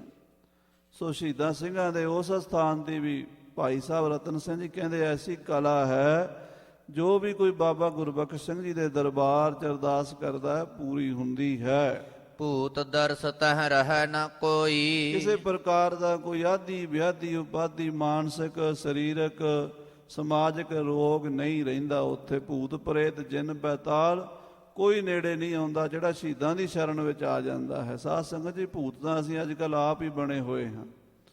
ਜਿਨ੍ਹਾਂ ਘਰਾਂ ਦੇ ਵਿੱਚ ਮਾੜੀਆਂ ਚੀਜ਼ਾਂ ਵੜਨਗੀਆਂ, ਉੱਥੇ ਭੂਤ ਹੀ ਵਸਣਗੇ। ਕਬੀਰ ਜਾ ਕਰ ਸਾਧ ਨ ਸੇਵੀਐ, ਹਰ ਕੀ ਪੂਜਾ ਨਾਹੇ, ਤੇ ਘਰ ਮਰ ਹਠ ਸਾਰਖੇ, ਭੂਤ ਬਸੈ ਤਿਨ ਮਾਹੇ। ਤੇ ਜੇ ਗੁਰੂ ਨਾਲ ਜੁੜਾਂਗੇ, ਸ਼ਹੀਦਾਂ ਸਿੰਘਾਂ ਦੇ ਅਸਥਾਨਾਂ ਦੀ ਸੇਵਾ ਕਰਾਂਗੇ, ਬਾਣੀ ਪੜ੍ਹਾਂਗੇ, ਨਾਮ ਜਪਾਂਗੇ, ਅੰਮ੍ਰਿਤ ਵੇਲੇ ਉੱਠਾਂਗੇ, ਸ਼ੁਭ ਕਰਮ ਕਰਾਂਗੇ, ਤਾਂ ਫਿਰ ਇਹ ਚੀਜ਼ਾਂ ਨੇੜੇ ਨਹੀਂ ਆਉਂਦੀਆਂ। ਹਾਂਜੀ। ਬਹੁਤ ਸਿੰਘ ਤਹਿ ਕੜਾਹੋ ਕਰਾਵੈ। ਉਥੇ ਬਾਬਾ ਗੁਰਬਖਸ਼ ਸਿੰਘ ਜੀ ਸ਼ਹੀਦ ਦੇ ਅਸਥਾਨ ਤੇ ਬਹੁਤ ਖਾਲਸਾ ਕੜਾਹ ਪ੍ਰਸ਼ਾਦ ਦੀਆਂ ਦੇਗਾਂ ਅਰਪਣ ਕਰਦਾ, ਅੱਜ ਤਾਈਂ ਕਰਦਾ ਆ ਰਿਹਾ ਤੇ ਰਹਿੰਦੀ ਦੁਨੀਆ ਤਾਈਂ ਕਰਦੇ ਰਹਿਣਗੇ। ਮਨ ਇੱਛਤ ਸਭ ਹੀ ਫਲ ਪਾਵੈ, ਔਰ ਮਨ ਇੱਛਤ ਸਾਰੇ ਫਲਾਂ ਦੀ ਪ੍ਰਾਪਤੀ ਹੁੰਦੀ ਹੈ। ਆਗੈ ਸੁਨੋ ਔਰ ਪ੍ਰਸੰਗ, ਹੁਣ ਕਵੀ ਭਾਈ ਰਤਨ ਸਿੰਘ ਜੀ ਸ਼ਹੀਦ ਲਿਖਦੇ, ਅੱਗੇ ਹੋਰ ਪ੍ਰਸੰਗ ਵੀ ਸੁਣੋ, ਪੜਤ ਸੁਣਤ ਚਿਤ ਲਾਗੈ ਰੰਗ। ਕਿਉਂਕਿ ਇਹਨਾਂ ਪ੍ਰਸੰਗਾਂ ਨੂੰ ਸ਼ਹੀਦਾਂ ਸਿੰਘਾਂ ਦੇ ਮਹਾਨ ਸਾਕਿਆਂ ਨੂੰ ਪੜ੍ਹਨ ਤੇ ਸੁਣਨ ਨਾਲ ਸਿੱਖੀ ਦਾ ਰੰਗ ਲੱਗਦਾ ਹੈ, ਜਜ਼ਬਾ ਪ੍ਰਧਾਨ ਹੁੰਦਾ ਸਿੱਖੀ ਦਾ। ਹਾਂਜੀ। ਜਬ ਸਤਿਗੁਰ ਬਚ ਸਿੰਘ ਲਏ ਮਨ, ਜਦੋਂ ਬਾਬਾ ਗੁਰਬਖਸ਼ ਸਿੰਘ ਜੀ ਸੱਚਖੰਡ ਗਏ, ਸ਼ਹੀਦਾਂ ਸਿੰਘਾਂ ਦੀ ਫੌਜ ਉਹਨਾਂ ਦੇ ਨਾਲ ਗਈ, 10ਵੇਂ ਪਾਤਸ਼ਾਹ ਨੇ ਜਾ ਕੇ ਫਤਿਹ ਗਜਾਈ ਤੇ ਮਹਾਰਾਜ ਜੀ ਕਲਗੀਧਰ ਪਾਤਸ਼ਾਹ ਕਹਿਣ ਲੱਗੇ, ਬਾਬਾ ਜੀ ਮੰਗੋ ਕੀ ਮੰਗਦੇ ਹੋ?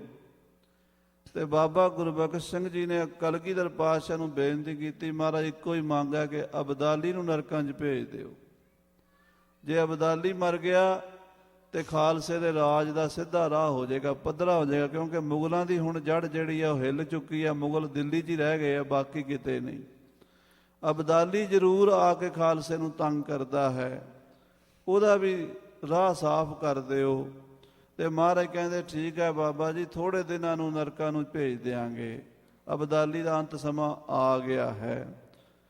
ਇਹ ਬਚਨ ਜਦੋਂ ਸਤਿਗੁਰਾਂ ਨੇ ਮੰਨ ਲਏ, ਤਬ ਹੀ ਭਇਓ ਖਾਲਸਾ ਧਨ, ਸਾਰਾ ਖਾਲਸਾ ਧੰਨ ਧੰਨ ਕਰਨ ਲੱਗਾ, ਧੰਨ ਧੰਨ ਹੋ ਗਏ। ਪਰਉਪਕਾਰੀ ਸਿੱਖ ਸਨ ਸਾਧ ਸੰਗਤ ਜੀ, ਆਪਣੇ ਲਈ ਕੁਝ ਮੰਗਦੇ ਨਹੀਂ ਸਨ। ਬਾਬਾ ਗੁਰਬਖਸ਼ ਸਿੰਘ ਜੀ ਪੰਥ ਦੇ ਲਈ, ਆਪਣੇ ਲਈ ਨਹੀਂ ਮੰਗਿਆ, ਪੰਥ ਲਈ ਮੰਗਿਆ। ਪੰਥ ਦੀ ਚੜ੍ਹਦੀ ਕਲਾ ਹੋਵੇ, ਪੰਥ ਖਾਲਸੇ ਦਾ ਰਾਜ ਕਾਇਮ ਹੋਵੇ, ਰਾਜ ਕਰੇਗਾ ਖਾਲਸਾ, ਆਕੀ ਰਹੇ ਨਾ ਕੋਏ ਦਾ। ਗੁਰੂ ਕਲਗੀਧਰ ਦਾ ਸੁਪਨਾ ਸਾਕਾਰ ਹੋਵੇ, ਉਹਦੇ ਲਈ ਮੰਗ ਮੰਗੀ ਹੈ। ਦੋਹਰਾ ਗੁਰਬਖਸ਼ ਸਿੰਘ ਮਨ ਯਾਉ ਮਿਥੀ, ਅਬ ਰਹੀਐ ਸ਼ਹੀਦਨ ਪਾਸ। ਮਨ ਵਿੱਚ ਬਾਬਾ ਗੁਰਬਖਸ਼ ਸਿੰਘ ਜੀ ਇਹ ਫੁਰਨਾ ਕਰ ਰਹੇ ਕਿ ਹੁਣ ਇੱਥੇ ਸ਼ਹੀਦਾਂ ਸਿੰਘਾਂ ਦੇ ਵਿੱਚ ਹੀ ਰਹਿਣਾ ਹੈ, ਮਹਾਰਾਜ ਦੀ 10ਵੇਂ ਪਾਤਸ਼ਾਹ ਦੇ ਦਰਬਾਰ ਸੱਚਖੰਡ 'ਚ ਰਹਿਣਾ ਹੈ, ਜਿੱਥੇ ਭਾਈ ਮਨੀ ਸਿੰਘ ਜੈਸੇ, ਬਾਬਾ ਜੀ ਬਾਬਾ ਦੀਪ ਸਿੰਘ ਜੈਸੇ, ਭਾਈ ਤਾਰੂ ਸਿੰਘ ਵਰਗੇ ਸ਼ਹੀਦ ਬੈਠੇ, ਇੱਥੇ ਰਹੀਏ ਆਪਾਂ ਵੀ। ਠਾਂਡ ਭਇਓ ਕਰ ਜੋਰ ਢਿੱਗ, ਸਤਿਗੁਰ ਕਹੀ ਅਰਦਾਸ। ਬਾਬਾ ਗੁਰਬਖਸ਼ ਸਿੰਘ ਜੀ ਹੱਥ ਜੋੜ ਕੇ ਕਲਗੀਧਰ ਪਾਤਸ਼ਾਹ ਦੇ ਚਰਨਾਂ 'ਚ ਖਲੋ ਗਏ ਤੇ ਉਹਨਾਂ ਨੇ ਬੇਨਤੀ ਕੀਤੀ, ਅਰਦਾਸ ਕੀਤੀ ਸਤਿਗੁਰਾਂ ਦੇ ਚਰਨਾਂ ਵਿੱਚ। ਚਾਉ ਪਈ ਅੱਗੇ ਸਤਿਗੁਰ ਥੇ ਜਾਣੀ ਜਾਣ। ਜਦੋਂ ਇਹ ਅਰਦਾਸ ਕਰਨ ਦੇ ਲਈ ਗੁਰਬਖਸ਼ ਸਿੰਘ ਜੀ ਖੜੇ ਹੋਏ ਤੇ ਜਾਣੀ ਜਾਣ ਸਤਿਗੁਰੂ ਜਾਣਦੇ ਦਿਲਾਂ ਦੀ ਵੀ ਕੀ ਚਾਹੁੰਦਾ ਹੈ ਗੁਰਬਖਸ਼ ਸਿੰਘ, ਕਿਉਂ ਅਰਦਾਸ ਕਰਨ ਲਈ ਖੜਾ ਹੋਇਆ। ਦੱਸਣ ਦੀ ਤਾਂ ਲੋੜ ਉੱਥੇ ਪੈਂਦੀ ਹੈ ਜਦੋਂ ਅਣਜਾਣ ਹੋਵੇ। ਵਿਣ ਬੋਲਿਆ ਸਭ ਕੁਝ ਜਾਣਦਾ, ਕਿਸ ਆਗਾ ਕੀਚਾ ਅਰਦਾਸ। ਪਾਤਸ਼ਾਹ ਕਲਗੀਧਰ ਜਾਣੀ ਜਾਣ ਸਤਿਗੁਰੂ ਜੀ ਬਾਬਾ ਗੁਰਬਖਸ਼ ਸਿੰਘ ਜੀ ਦੇ ਮਨ ਦਾ ਫੁਰਨਾ ਜਾਣ ਗਏ। ਹੋਏ ਕਿਰਪਾਲ ਗੁਰ ਕਹਿਓ ਵਖਾਨ, ਕਿਰਪਾ ਦੇ ਘਰ 'ਚ ਆ ਕੇ ਦਸ਼ਮੇਸ਼ ਪਿਤਾ ਜੀ ਬੋਲੇ, ਖੁਸ਼ੀ ਅਸਾਡੀ ਪ੍ਰਤ ਸਿੰਘਣ ਜਾਹੇ। ਮਹਾਰਾਜ ਕਹਿੰਦੇ ਗੁਰਬਖਸ਼ ਸਿੰਘ ਜੀ ਸਮੂਹ ਖਾਲਸੇ ਤੇ ਸਾਡੀ ਖੁਸ਼ੀ ਹੈ, ਕਿਉਂਕਿ ਖਾਲਸਾ ਮੇਰਾ ਪੁੱਤਰ ਹੈ, ਖਾਲਸਾ ਮੇਰੀ ਜਾਨ ਹੈ, ਖਾਲਸਾ ਮੇਰਾ ਈਮਾਨ ਹੈ, खालसा हमारी सौज, खालसा हमारी मौज, खालसा हमारी फौज जीत की निशानी है, खालसा हमारी शान, खालसा हमारी आन, खालसा हमारी जान, भोग मोख दानी है। ये खालसा साडा रूप है, ਸਿੰਘਾਂ ਤੋਂ ਅਸੀਂ ਕਿਸੇ ਤਰ੍ਹਾਂ ਵੀ ਬਾਹਰ ਨਹੀਂ ਹਾਂ। ਜਨਮ ਧਾਰੋ ਮਦ ਪੰਥ ਨਿਜ ਜਾਏ। ਜਦੋਂ ਗੁਰਬਖਸ਼ ਸਿੰਘ ਕੁਝ ਮੰਗਣ ਲੱਗਾ, ਕੀ ਮੰਗਣਾ ਚਾਹੁੰਦੇ ਸੀ ਗੁਰਬਖਸ਼ ਸਿੰਘ ਜੀ ਕਿ ਮਹਾਰਾਜ ਹੁਣ ਮੈਨੂੰ ਇੱਥੇ ਹੀ ਸ਼ਹੀਦਾਂ ਦੇ ਵਿੱਚ ਹੀ ਸਦਾ ਲਈ ਰੱਖ ਲਓ, ਸੱਚਖੰਡ ਵਿੱਚ ਹੀ। ਪਰ ਮਹਾਰਾਜ ਆਪ ਹੀ ਬੋਲ ਪਏ, ਕਹਿੰਦੇ ਗੁਰਬਖਸ਼ ਸਿੰਘ ਅਜੇ ਤੇਰੀ ਪੰਥ ਨੂੰ ਲੋੜ ਹੈ, ਅਜੇ ਤੈਨੂੰ ਸੰਸਾਰ ਵਿੱਚ ਇੱਕ ਵਾਰੀ ਜਾਣਾ ਪੈਣਾ, ਤੈਨੂੰ ਪੰਥ ਖਾਲਸੇ 'ਚ ਜਨਮ ਲੈ ਕੇ ਬਹੁਤ ਵੱਡੇ ਕਾਰਜ ਕਰਨੇ ਪੈਣੇ ਹਨ।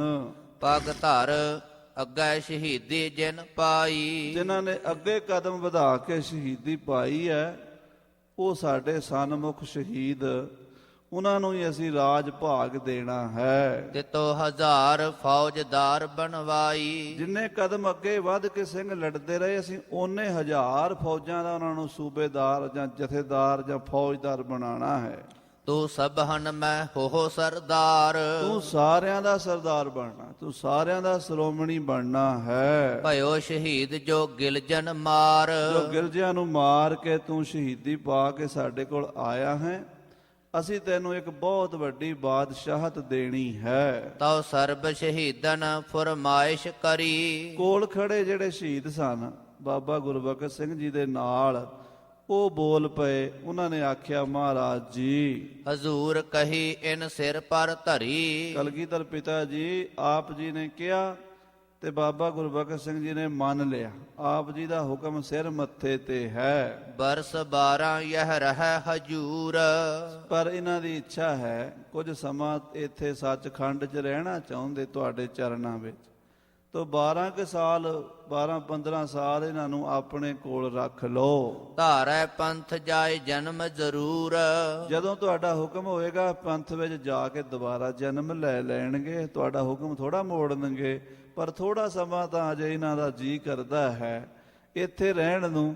ਇੱਥੇ ਰਹਿਣ ਦਿਓ, ਫਿਰ ਇਹ ਪੰਥ ਵਿੱਚ ਜਾ ਕੇ ਜਨਮ ਲੈਣਗੇ। ਹਜ਼ੂਰ ਪ੍ਰਥਮ ਜਿਨ ਕਹੀ ਪਾਤਸ਼ਾਹੀ। ਹਾਂ, ਜਿਵੇਂ ਮਹਾਰਾਜ ਆਪ ਜੀ ਨੇ ਕਿਹਾ ਹੈ ਖਾਲਸੇ ਨੂੰ ਪਾਤਸ਼ਾਹੀਆਂ ਦੇਣੀਆਂ ਨੇ, ਤਾਂ ਦੇਣੀਆਂ ਤਾਂ ਉਹਨਾਂ ਨੂੰ ਨੇ ਜਿਨ੍ਹਾਂ ਨੇ ਗੁਰੂ ਵਾਸਤੇ ਜਾਨਾਂ ਵਾਰੀਆਂ। ਪਿੱਛੇ ਬਚਨ ਆਇਆ ਨਾ, ਭਾਈ ਸੰਤ ਰਤਨ ਸਿੰਘ ਜੀ ਲਿਖਦੇ ਆ, ਜਦੋਂ ਸਤਿਗੁਰਾਂ ਨੇ ਰਾਜਿਆਂ ਨੂੰ ਰਵਾਲਸਰ ਇਕੱਠੇ ਹੋ ਕੇ ਪਹਾੜਾਂ ਦੇ ਵਿੱਚ ਮੀਟਿੰਗ ਸੱਦੀ ਤੇ ਕਿਹਾ ਵੀ ਤੁਹਾਨੂੰ ਹਿੰਦੁਸਤਾਨ ਦੀਆਂ ਬਾਦਸ਼ਾਹੀਆਂ ਲੈ ਦਈਏ, ਤਿਆਰ ਬਰ ਤਿਆਰ ਹੋਵੋ, ਖੰਡੇ ਬਾਟੇ ਦਾ ਅੰਮ੍ਰਿਤ ਛਕੋ, ਕੇਸ ਰੱਖੋ, ਸ਼ਸਤਰ ਧਾਰੀ ਹੋਵੋ, ਛਤਰੀ ਧਰਮ 'ਚ ਪਰਪੱਕ ਹੋਵੋ, ਅਸੀਂ ਤੁਹਾਨੂੰ ਬਾਦਸ਼ਾਹੀ ਲੈ ਦਈਏ।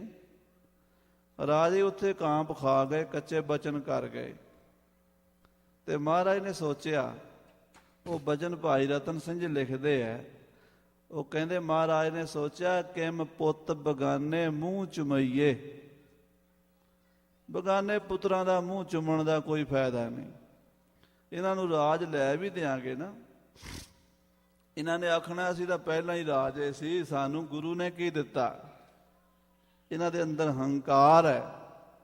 ਅਸੀਂ ਰਾਜ ਇਹਨਾਂ ਨੂੰ ਨਹੀਂ ਲੈ ਕੇ ਦੇਣਾ, ਅਸੀਂ ਰਾਜ ਉਹਨਾਂ ਨੂੰ ਲੈ ਕੇ ਦੇਣਾ ਜਿਨ ਕੀ ਜਾਤ ਗੋਤ ਕੁਲ ਮਾਹੀ, ਸਰਦਾਰੀ ਵੀ ਨਹੀਂ ਕਦਾਈ, ਉਨਹੀ ਕੋ ਸਰਦਾਰ ਬਣਾਉ, ਤਬੈ ਗੋਬਿੰਦ ਸਿੰਘ ਨਾਮ ਕਹਾਉ। ਜਿਨ੍ਹਾਂ ਦੀ ਜਾਤ ਗੋਤ ਕੁਲ ਵਿੱਚ ਕੋਈ ਸਰਦਾਰ ਨਹੀਂ ਬਣਿਆ, ਮੈਂ ਉਹਨਾਂ ਨੂੰ ਸਰਦਾਰੀਆਂ ਦੇਣੀਆਂ। ਇਨ ਗਰੀਬ ਸਿੱਖਨ ਕੋ ਦਹਿਓ ਪਾਤਸ਼ਾਹੀ, ਜੇ ਯਾਦ ਕਰੇ ਹਮਰੀ ਗੁਰਿਆਈ। ਤੇ ਆਪਣੇ ਖਾਲਸੇ ਨੂੰ ਹੀ ਰਾਜ ਦੇਣਾ ਸੀਗਾ, ਜਿਨ੍ਹਾਂ ਨੇ ਘਾਲਣਾ ਘਾਲੀਆਂ ਸਨ। ਤੇ ਮਹਾਰਾਜ 10ਵੇਂ ਪਾਤਸ਼ਾਹ ਨੂੰ ਸਿੰਘ ਕਹਿ ਰਹੇ ਨੇ, ਮਹਾਰਾਜ ਆਪ ਦਾ ਹੁਕਮ ਹੈ, ਰਾਜ ਤਾਂ ਸਾਨੂੰ ਕਰਨਾ ਪੈਣਾ ਹੈ। ਭਾਵੇਂ ਸਾਡਾ ਜੀ ਤਾਂ ਹੁਣ ਆਨੰਦ ਵਿੱਚ ਤੁਹਾਡੇ ਚਰਨਾਂ 'ਚ ਰਹਿਣ ਨੂੰ ਕਰਦਾ, ਹੁਣ ਰਾਜ ਦੀ ਇੱਛਾ ਨਹੀਂ ਹੈ, ਪਰ ਹੁਕਮ ਤਾਂ ਮੰਨਣਾ ਪੈਣਾ ਹੈ। ਹਾਂਜੀ, ਉਨੈ ਉਮਰ ਅਬ ਪੁੰਚੇ ਨਾਹੀ। ਜਿਨ੍ਹਾਂ ਨੂੰ ਆਪ ਜੀ ਨੇ ਪਾਤਸ਼ਾਹੀਆਂ ਦੇਣ ਦੇ ਬਚਨ ਕੀਤੇ ਆ, ਜੇ ਉਹਨਾਂ ਦੀ ਆਯੂ ਰਹਿੰਦੀ ਰਾਜ ਕਰਨ ਵਾਲੀ। ਬਰਸ 12 ਤੇ ਬਾਅਦ ਯਹ ਜਾਏ। ਹੁਣ ਮਹਾਰਾਜ ਉਹ ਕੁਝ ਸਿੰਘ ਰਾਜ ਕਰ ਰਹੇ ਨੇ, ਉਹਨਾਂ ਨੂੰ ਕਰ ਲੈਣ ਦਿਓ। ਮਿਸਲਾਂ ਵੱਲ ਇਸ਼ਾਰਾ ਹੈ ਵੀ ਜਿਹੜੇ ਸਿੰਘਾਂ ਨੇ ਮਿਸਲਾਂ ਵਾਲਿਆਂ ਨੇ ਜਿੰਨਾ ਕੁ ਘਾਲਣਾ ਘਾਲੀ, ਉਹਨਾਂ ਨੂੰ ਰਾਜ ਕਰ ਲੈਣ ਦਿਓ। ਫਿਰ 12 ਸਾਲ ਪਿੱਛੋਂ ਬਾਬਾ ਜੀ ਨੂੰ ਭੇਜ ਦਿਆ ਜੇ। ਲੇਵਾਂਗੇ ਵੈ ਬਚ ਪੁੰਚਾਏ। ਉਹ ਵੀ ਤੁਹਾਡੇ ਬਚਨਾਂ ਦਾ ਸੁਖ ਭੋਗ ਲੈਣ, ਤੇ ਫਿਰ ਇਹਨਾਂ ਦੀ ਵਾਰੀ ਆਵੇਗੀ। ਦੋਹਰਾ ਸ੍ਰੀ ਸਤਿਗੁਰ ਗੱਲ ਮੰਨ ਲਈ, ਰਲ ਕਹੀ ਸ਼ਹੀਦਨ ਜੋਏ। ਜੋ ਸ਼ਹੀਦਾਂ ਸਿੰਘਾਂ ਨੇ ਬੇਨਤੀ ਕੀਤੀ, ਉਹ ਬੇਨਤੀ ਸਤਿਗੁਰੂ ਕਲਗੀਧਰ ਪਾਤਸ਼ਾਹ ਜੀ ਨੇ ਮੰਨ ਲਈ। ਸ਼ਹੀਦਾਂ ਦੀ ਸਿਫਾਰਿਸ਼ ਮੰਨ ਕੇ ਬਾਬਾ ਗੁਰਬਖਸ਼ ਸਿੰਘ ਜੀ ਨੂੰ ਕੁਝ ਸਾਲਾਂ ਵਾਸਤੇ ਆਪਣੇ ਚਰਨਾਂ ਵਿੱਚ ਰਹਿਣ ਦੇ ਲਈ ਮਨਜ਼ੂਰੀ ਦੇ ਦਿੱਤੀ। ਨਹਿ ਸਿੱਖਣ ਤੇ ਗੁਰ ਜੁਦੋ, ਗੁਰ ਤੇ ਨਹਿ ਸਿੱਖ ਜੋਏ। ਭਾਈ ਸਾਹਿਬ ਲਿਖਦੇ, ਗੁਰੂ ਸਿੱਖਾਂ ਤੋਂ ਵੱਖਰਾ ਨਹੀਂ ਤੇ ਸਿੱਖ ਗੁਰੂ ਤੋਂ ਵੱਖਰੇ ਨਹੀਂ। ਗੁਰੂ ਸਿੱਖ, ਸਿੱਖ ਗੁਰੂ ਹੈ ਇੱਕੋ।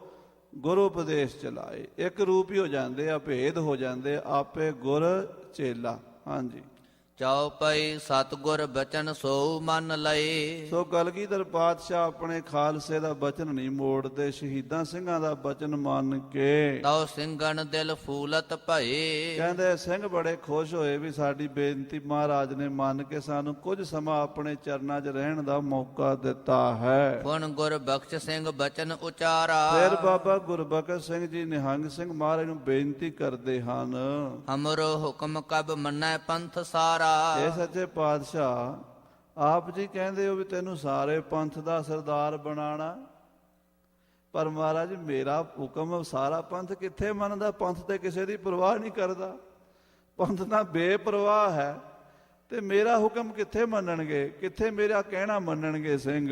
ਤਉ ਸਤਿਗੁਰ ਅਤ ਕਿਰਪਾ ਕਰੀ। ਤਾਂ ਸਤਿਗੁਰੂ ਕਲਗੀਧਰ ਪਾਤਸ਼ਾਹ ਥਾਪੀ ਦੇ ਕੇ ਬਾਬਾ ਗੁਰਬਖਸ਼ ਸਿੰਘ ਜੀ ਨਿਹੰਗ ਸਿੰਘ ਤੇ ਕਿਰਪਾ ਕਰ ਦਿੱਤੀ। ਤੁਮ ਮੈਂ ਕਲਾ ਨਿਜੈ ਮਮ ਧਰੀ। ਔਰ ਕਹਿਣ ਲੱਗੇ ਗੁਰਬਖਸ਼ ਸਿੰਘ ਅਸੀਂ ਆਪਣੀ ਕਲਾ ਦੇ ਕੇ ਭੇਜਾਂਗੇ ਨਾ, ਤੇਰਾ ਬਚਨ ਨਹੀਂ ਮੰਨਣਗੇ, ਸਾਡਾ ਬਚਨ ਵਰਤੇਗਾ। ਤੇਰੀ ਰਸਨਾ ਤੋਂ ਜੋ ਤੂੰ ਕਹੇਗਾ ਸਭ ਨੂੰ ਮੰਨਣਾ ਪਏਗਾ। ਜੋ ਹੰਨੇ ਹੰਨੇ ਕੀਏ ਥੇ ਪਤਸ਼ਾਹ। ਜਿਹੜੇ ਹੰਨੇ ਹੰਨੇ ਪਾਤਸ਼ਾਹ ਬਣਾਏ ਸਨ ਸਿੰਘ, ਤੂੰ ਉਨ ਸ਼ਾਹਨ ਕੇ ਸਿਰ ਸ਼ਾਹ। ਤੂੰ ਉਹਨਾਂ ਬਾਦਸ਼ਾਹਾਂ ਦਾ ਬਾਦਸ਼ਾਹ, ਸ਼ਾਹਾਂ ਦਾ ਸ਼ਾਹ ਹੋਵੇਂਗਾ। ਸਿੰਘ ਵੀ ਬਾਦਸ਼ਾਹੀਆਂ ਕਰ ਰਹੇ ਨੇ, ਪਰ ਤੂੰ ਉਹਨਾਂ ਤੋਂ ਵੱਡਾ ਬਣੇਗਾ। ਤੋ ਅੱਗੇ ਸਭ ਦੀਨੇ ਡਾਰ। ਸਭ ਤੇਰੇ ਅੱਗੇ ਝੁਕ ਜਾਣਗੇ, ਸਭ ਤੇਰੇ ਅੱਗੇ ਆਪਣਾ ਸਮਰਪਣ ਕਰ ਦੇਣਗੇ, ਆਪਣਾ ਆਪ ਉਹ ਤੇਰੇ ਪ੍ਰਭਾਵ ਥੱਲੇ ਆ ਜਾਣਗੇ। ਤੋਹੇ ਸੋ ਲੜੈ ਸੋ ਜਾਵੈ ਹਾਰ। ਜਿਹੜਾ ਤੇਰੇ ਨਾਲ ਅੜੇਗਾ ਸੋ ਝੜ ਜਾਏਗਾ, ਜਿਹੜਾ ਤੇਰੇ ਨਾਲ ਲੜੇਗਾ ਉਹਦੀ ਹਾਰ ਹੋ ਜਾਏਗੀ, ਤੇਰੀ ਕਿਸੇ ਮੈਦਾਨ 'ਚ ਹਾਰ ਨਹੀਂ ਹੋਵੇਗੀ। ਹਾਂਜੀ। ਦੋਹਰਾ ਜਿਤ ਵੱਲ ਦ੍ਰਿਸ਼ਟ ਸੋ ਤੂੰ ਧਰੈ, ਉਸ ਕੋ ਹੋਏ ਬਿਨਾਸ਼। ਜਿੱਧਰ ਤੇਰੀ ਅੱਖ ਉੱਠੇਗੀ ਉਧਰ ਤੇਰੀ ਫਤਿਹ ਹੋਵੇਗੀ ਤੇ ਦੁਸ਼ਮਣ ਦਾ ਨਾਸ ਹੋ ਜਾਏਗਾ। ਹਾਂਜੀ। ਲੜੈ ਅੜੈ ਆਕੀ ਭਵੈ, ਹਾਰ ਆਵੈ ਤੁਹ ਪਾਸ।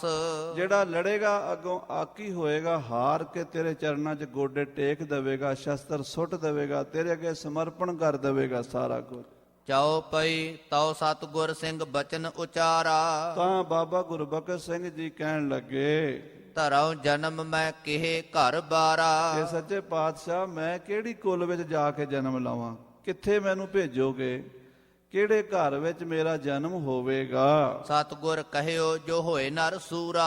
ਮਹਾਰਾਜ ਕਹਿਣ ਲੱਗੇ ਤੇਰਾ ਜਨਮ ਉਸ ਘਰ 'ਚ ਹੋਵੇਗਾ, ਉਸ ਖਾਨਦਾਨ 'ਚ ਹੋਵੇਗਾ ਜਿਹੜਾ ਸਿੱਖੀ 'ਚ ਪੂਰਾ ਹੋਵੇਗਾ ਔਰ ਬਚਨ ਦਾ ਸੂਰਾ ਹੋਵੇਗਾ।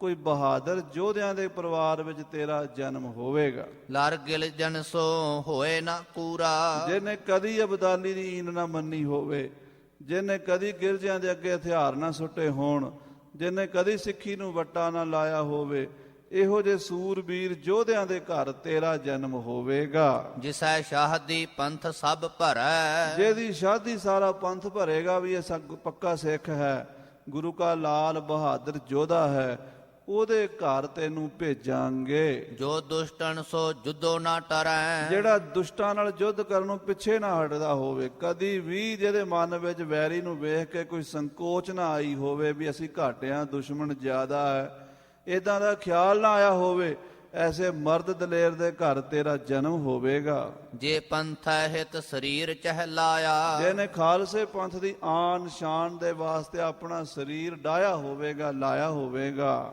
ਜਿਨ ਪੰਥੈ ਹਿਤ ਪਰ ਸਵਾਰਥ ਕਮਾਇਆ। ਜਿਹਨੇ ਪੰਥ ਲਈ ਘਾਲਣਾ ਘਾਲੀ ਹੋਵੇਗੀ, ਉਹਦੇ ਘਰ ਗੁਰਬਖਸ਼ ਸਿੰਘ ਜੀ ਤੇਰਾ ਜਨਮ ਹੋਵੇਗਾ। ਜੋ ਸਤਿਗੁਰ ਪੁੱਛ ਲਏ ਮੁਰੀਦ। ਉਸ ਵੇਲੇ ਜਿਹੜੇ ਮਹਾਰਾਜ ਦੇ ਕੋਲ ਸਿੰਘ ਖੜੇ ਸਨ, ਉਹਨਾਂ ਨੂੰ ਮਹਾਰਾਜ 10ਵੇਂ ਪਾਤਸ਼ਾਹ ਨੇ ਬੁਲਾ ਕੇ ਪੁੱਛਿਆ। ਕੱਲੂ ਘਾਰੇ ਜੋ ਭਏ ਸ਼ਹੀਦ। ਜਿਹੜੇ 5 ਫਰਵਰੀ 1762 ਨੂੰ ਸ਼ਹੀਦ ਹੋ ਕੇ ਸੱਚਖੰਡ ਗਏ ਸਨ, ਉਹਨਾਂ ਨੂੰ ਬੁਲਾ ਕੇ 10ਵੇਂ ਪਾਤਸ਼ਾਹ ਪੁੱਛਦੇ ਐ, ਸਭ ਹਿਨ ਨਾਮ ਚੜਤ ਸਿੰਘ ਕੋ ਲਿਓ। ਵੀ ਦੱਸੋ ਤੁਹਾਡੇ ਨਿਗਾਹ ਵਿੱਚ ਸਭ ਤੋਂ ਜੋ ਵੱਡਾ ਯੋਧਾ ਕਿਹੜਾ ਹੈ ਜਿਹਦੇ ਘਰ ਗੁਰਬਖਸ਼ ਸਿੰਘ ਨੂੰ ਭੇਜੀਏ? ਤਾਂ ਸਾਰਿਆਂ ਨੇ ਆਖਿਆ ਜੀ ਚੜ੍ਹਤ ਸਿੰਘ ਬੜਾ ਸੂਰਮਾ ਹੈ, ਚੜ੍ਹਤ ਸਿੰਘ ਬੜੀ ਚੜ੍ਹਦੀ ਕਲਾ ਦਾ ਸਿੰਘ ਹੈ, ਜੱਬੀ ਤਪੀ ਹਠੀ ਤਪੀ ਸੂਰਬੀਰ ਬਰਿਆਮ ਹੈ, ਗੁਰੂ ਖਾਲਸੇ ਪੰਥ ਦੀ ਸ਼ਾਨ ਹੈ, ਉਹਦੇ ਘਰ ਬਾਬਾ ਜੀ ਨੂੰ ਭੇਜ ਦਿਓ। ਸਤਿਗੁਰ ਬਚਨ ਉਸੈ ਘਰ ਦਇਓ। ਮਹਾਰਾਜ ਕਹਿਣ ਲੱਗੇ ਠੀਕ ਹੈ, ਗੁਰਬਖਸ਼ ਸਿੰਘ ਜੀ ਤੇਰਾ ਜਨਮ ਚੜ੍ਹਤ ਸਿੰਘ ਦੀ ਕੁਲ ਵਿੱਚ ਹੋਵੇਗਾ। ਸਈ 1822 ਸਾਲ। ਸੋ 1822 ਬਿਕਰਮੀ ਨੂੰ ਤੇ 1765 ਨੂੰ ਇਹ ਘਟਨਾ ਹੋਈ ਸੀ, ਬਾਬਾ ਜੀ ਦੀ ਸ਼ਹੀਦੀ ਹੋਈ ਸੀ। ਬੀਤੇ ਬਿਕਰਮ ਸਾਲ ਨਿਰਪਾਲ। ਬਿਕਰਮੀ ਰਾਜੇ ਦੇ ਇਹ ਸਾਲ 1822 ਦੀ ਘਟਨਾ ਹੈ। ਰਤਨ ਸਿੰਘ ਯੋ ਸਾਖੀ ਕਹੀ। ਇਸ ਤਰ੍ਹਾਂ ਭਾਈ ਰਤਨ ਸਿੰਘ ਜੀ ਕਹਿੰਦੇ, ਮੈਂ ਆਪਣੇ ਪਿਤਾ ਜੀ ਰਾਏ ਸਿੰਘ ਜੀ, ਨਾਨਾ ਬਾਬਾ ਸ਼ਾਮ ਸਿੰਘ ਜੀ ਨਾਰਲੇ ਵਾਲੇ, ਆਪਣੀ ਮਾਤਾ ਤੇ ਹੋਰ ਬਜ਼ੁਰਗਾਂ ਤੋਂ ਜੋ ਬਚਨ ਸੁਣੇ ਨੇ ਉਹ ਲਿਖੇ ਹਨ। ਕਿਛ ਸੁਣ ਕੈ ਕਿਛ ਅਨੁਭਵ ਲਹੀ। ਕੁਝ ਸੁਣ ਕੇ ਕੁਝ ਅਨੁਭਵ ਕੀਤਾ ਹੈ, ਕਿਉਂਕਿ ਸਾਧ ਸੰਗਤ ਜੀ ਅਨੁਭਵ ਜਿਹੜਾ ਹੈ ਨਾ ਬੜੀ ਵੱਡੀ ਚੀਜ਼ ਹੈ। ਕੁਝ ਬਚਨ ਬਜ਼ੁਰਗਾਂ ਤੋਂ ਸੁਣੇ ਨੇ, ਕੁਝ ਅਨੁਭਵ ਕੀਤਾ ਹੈ। ਇਸ਼ਾਰਾ ਹੈ ਸ਼ੇਰੇ ਪੰਜਾਬ ਮਹਾਰਾਜਾ ਰਣਜੀਤ ਸਿੰਘ ਜੀ ਵੱਲ। ਬਾਬਾ ਗੁਰਬਖਸ਼ ਸਿੰਘ ਜੀ ਹੀ ਸ਼ੇਰੇ ਪੰਜਾਬ ਬਣ ਕੇ ਆਏ। ਕਲਗੀਧਰ ਨੇ ਤਾਕਤਾਂ ਦਿੱਤੀਆਂ। ਸਾਰੀਆਂ ਮਿਸਲਾਂ, ਸਭ ਤੋਂ ਵੱਡੀ ਸਮੱਸਿਆ ਸੀ ਮਿਸਲਾਂ ਨੂੰ ਮਨਾਉਣਾ ਬੜਾ ਔਖਾ ਸੀਗਾ ਇੱਕ ਝੰਡੇ ਥੱਲੇ। ਕਈਆਂ ਨੂੰ ਪਿਆਰ ਨਾਲ, ਕਈਆਂ ਨੂੰ ਡੰਡੇ ਨਾਲ, ਕਿਸੇ ਤਰੀਕੇ ਨਾਲ ਵੀ ਹੋਇਆ। ਬੜੀ ਮੁਸ਼ਕਲ ਜੱਦੋ ਜਹਿਦ ਨਾਲ ਉਹਨਾਂ ਨੂੰ ਕਾਬੂ ਕੀਤਾ। ਪਰ ਇਹ ਕਲਗੀਧਰ ਦੀ ਕਿਰਪਾ ਸੀ ਵੀ ਅੜਿਆ ਨਹੀਂ ਕੋਈ ਸਾਹਮਣੇ। ਬਾਬਾ ਸਾਹਿਬ ਸਿੰਘ ਜੀ ਬੇਦੀ, ਬਾਬਾ ਅਕਾਲੀ ਫੂਲਾ ਸਿੰਘ ਜੀ ਅਤੇ ਹੋਰ ਵੱਡੇ ਵੱਡੇ ਬਜ਼ੁਰਗਾਂ ਦੀ ਆਸ਼ੀਰਵਾਦ ਨਾਲ ਰਹੀ। ਗੁਰੂ ਰਾਮਦਾਸ ਸਾਹਿਬ ਜੀ ਦਾ ਦਰਬਾਰ ਦੁਨੀਆ 'ਚ ਸਭ ਤੋਂ ਸੁੰਦਰ ਨਜ਼ਰ ਆਵੇ, ਇਹ ਸ਼ੇਰੇ ਪੰਜਾਬ ਹੀ ਕਰ ਗਿਆ ਹੈ। ਸਾਧ ਸੰਗਤ ਜੀ, ਅੱਜ ਗੱਲਾਂ ਕਰਨ ਵਾਲੇ ਜਿਹੜੇ ਪੰਥ ਦੇ ਵਿਰੋਧੀ ਹਨ, ਪੰਥ ਦੇ ਵਿੱਚ ਵੜ ਕੇ ਜੜ੍ਹਾਂ ਨੂੰ ਦਾਤਰੀ ਫੇਰਦੇ ਹਨ। ਜਿੱਥੇ ਗੁਰਬਾਣੀ ਦੇ ਉੱਤੇ ਕਿੰਤੂ ਕਰਦੇ, ਪੰਥਕ ਪਰੰਪਰਾਵਾਂ ਨੂੰ ਖੇਰੂ ਖੇਰੂ ਕਰਦੇ, ਲੀਰੋ ਲੀਰ ਕਰਦੇ ਹੈ, ਜਥੇਬੰਦੀਆਂ ਨੂੰ ਆਪਸ ਵਿੱਚ ਪਾੜਦੇ ਹੈ, ਉੱਥੇ ਉਹ ਸਾਧ ਸੰਗਤ ਜੀ ਸਾਡੇ ਮਹਾਨ ਯੋਧਿਆਂ ਨੂੰ ਵੀ, ਸ਼ੇਰੇ ਪੰਜਾਬ ਵਰਗੀਆਂ ਮਹਾਨ ਸ਼ਖਸੀਅਤਾਂ ਨੂੰ ਵੀ ਦਾਗੀ ਕਰਨ ਦੇ ਵਾਸਤੇ ਬਹੁਤ ਕੂੜ ਪ੍ਰਚਾਰ ਕਰਦੇ। ਅਸੀਂ ਉਹਨਾਂ ਦੀਆਂ ਗੱਲਾਂ 'ਚ ਨਹੀਂ ਆਉਣਾ। ਖਾਲਸਾ ਪੰਥ ਦੀ ਸ਼ਾਨ ਸੀ ਸ਼ੇਰੇ ਪੰਜਾਬ। ਅੱਜ ਵੀ ਹਰਿਮੰਦਰ ਸਾਹਿਬ ਦੇ ਦਰਵਾਜ਼ੇ ਤੇ ਜਦੋਂ ਜਾ ਕੇ ਪੜ੍ਹੀਦਾ ਹੈ, ਕਿਵੇਂ ਲਿਖਿਆ ਹੋਇਆ, ਸਤਿਗੁਰੂ ਰਾਮਦਾਸ ਜੀ ਨੇ ਆਪਣੇ ਪਰਮ ਸੇਵਕ ਸਿੱਖ ਜਾਣ ਕਰ ਸਿੰਘ ਸਾਹਿਬ ਮਹਾਰਾਜਾ ਰਣਜੀਤ ਸਿੰਘ ਤੋਂ ਸੇਵਾ ਕਰਾਈ।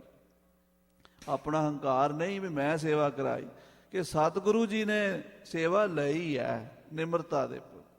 ਐਸੇ ਉਹ ਆਤਮਾ ਗੁਰਬਾਣੀ 'ਚ ਰੰਗੇ ਹੋਏ, ਉਹਨਾਂ ਬਾਰੇ ਇੱਦਾਂ ਦੀਆਂ ਗੱਲਾਂ ਕਰਨੀਆਂ ਜਿਹੜੀਆਂ ਲੋਕ ਕਰਦੇ ਹਨ, ਇਹ ਸ਼ੋਭਾ ਨਹੀਂ ਦਿੰਦੀ। ਸਾਡਾ ਇੱਕੋ ਇੱਕ ਦੇ ਬਾਦਸ਼ਾਹ ਹੋਇਆ ਜਿਹਦੇ ਨਾਲ ਸਾਡੀ ਸ਼ਾਨ ਕਾਇਮ ਹੋਈ ਆ, ਨਹੀਂ ਤਾਂ ਸਾਨੂੰ ਕੌਣ ਪੁੱਛਦਾ ਸੀਗਾ। ਅਸੀਂ ਪੰਜਾਬ ਦੇ ਵਿੱਚ ਹੀ ਬਸ ਰੁਲ ਕੇ ਰਹਿ ਜਾਣਾ ਸੀ। ਉਸ ਮਹਾਬਲੀ ਦੀ ਤੇਗ ਦੀ ਧਾਂਗ ਕਾਬਲ ਤੱਕ ਪਈ, ਅਫਗਾਨਿਸਤਾਨ ਤੱਕ ਪਈ, ਔਰ ਇਟਲੀ ਤੇ ਫਰਾਂਸ ਦੀਆਂ ਸਰਕਾਰਾਂ ਨੇ ਲਿਖ ਕੇ ਭੇਜਿਆ ਵੀ ਖਾਲਸੇ ਵਰਗੀ ਸਰਕਾਰ ਕੋਈ ਨਹੀਂ। ਸੋ ਦੁਨੀਆ ਵਿੱਚ ਪ੍ਰਸਿੱਧ ਹੋ ਗਏ ਆ, ਸੰਸਾਰ ਵਿੱਚ ਅਸੀਂ ਆ ਗਏ।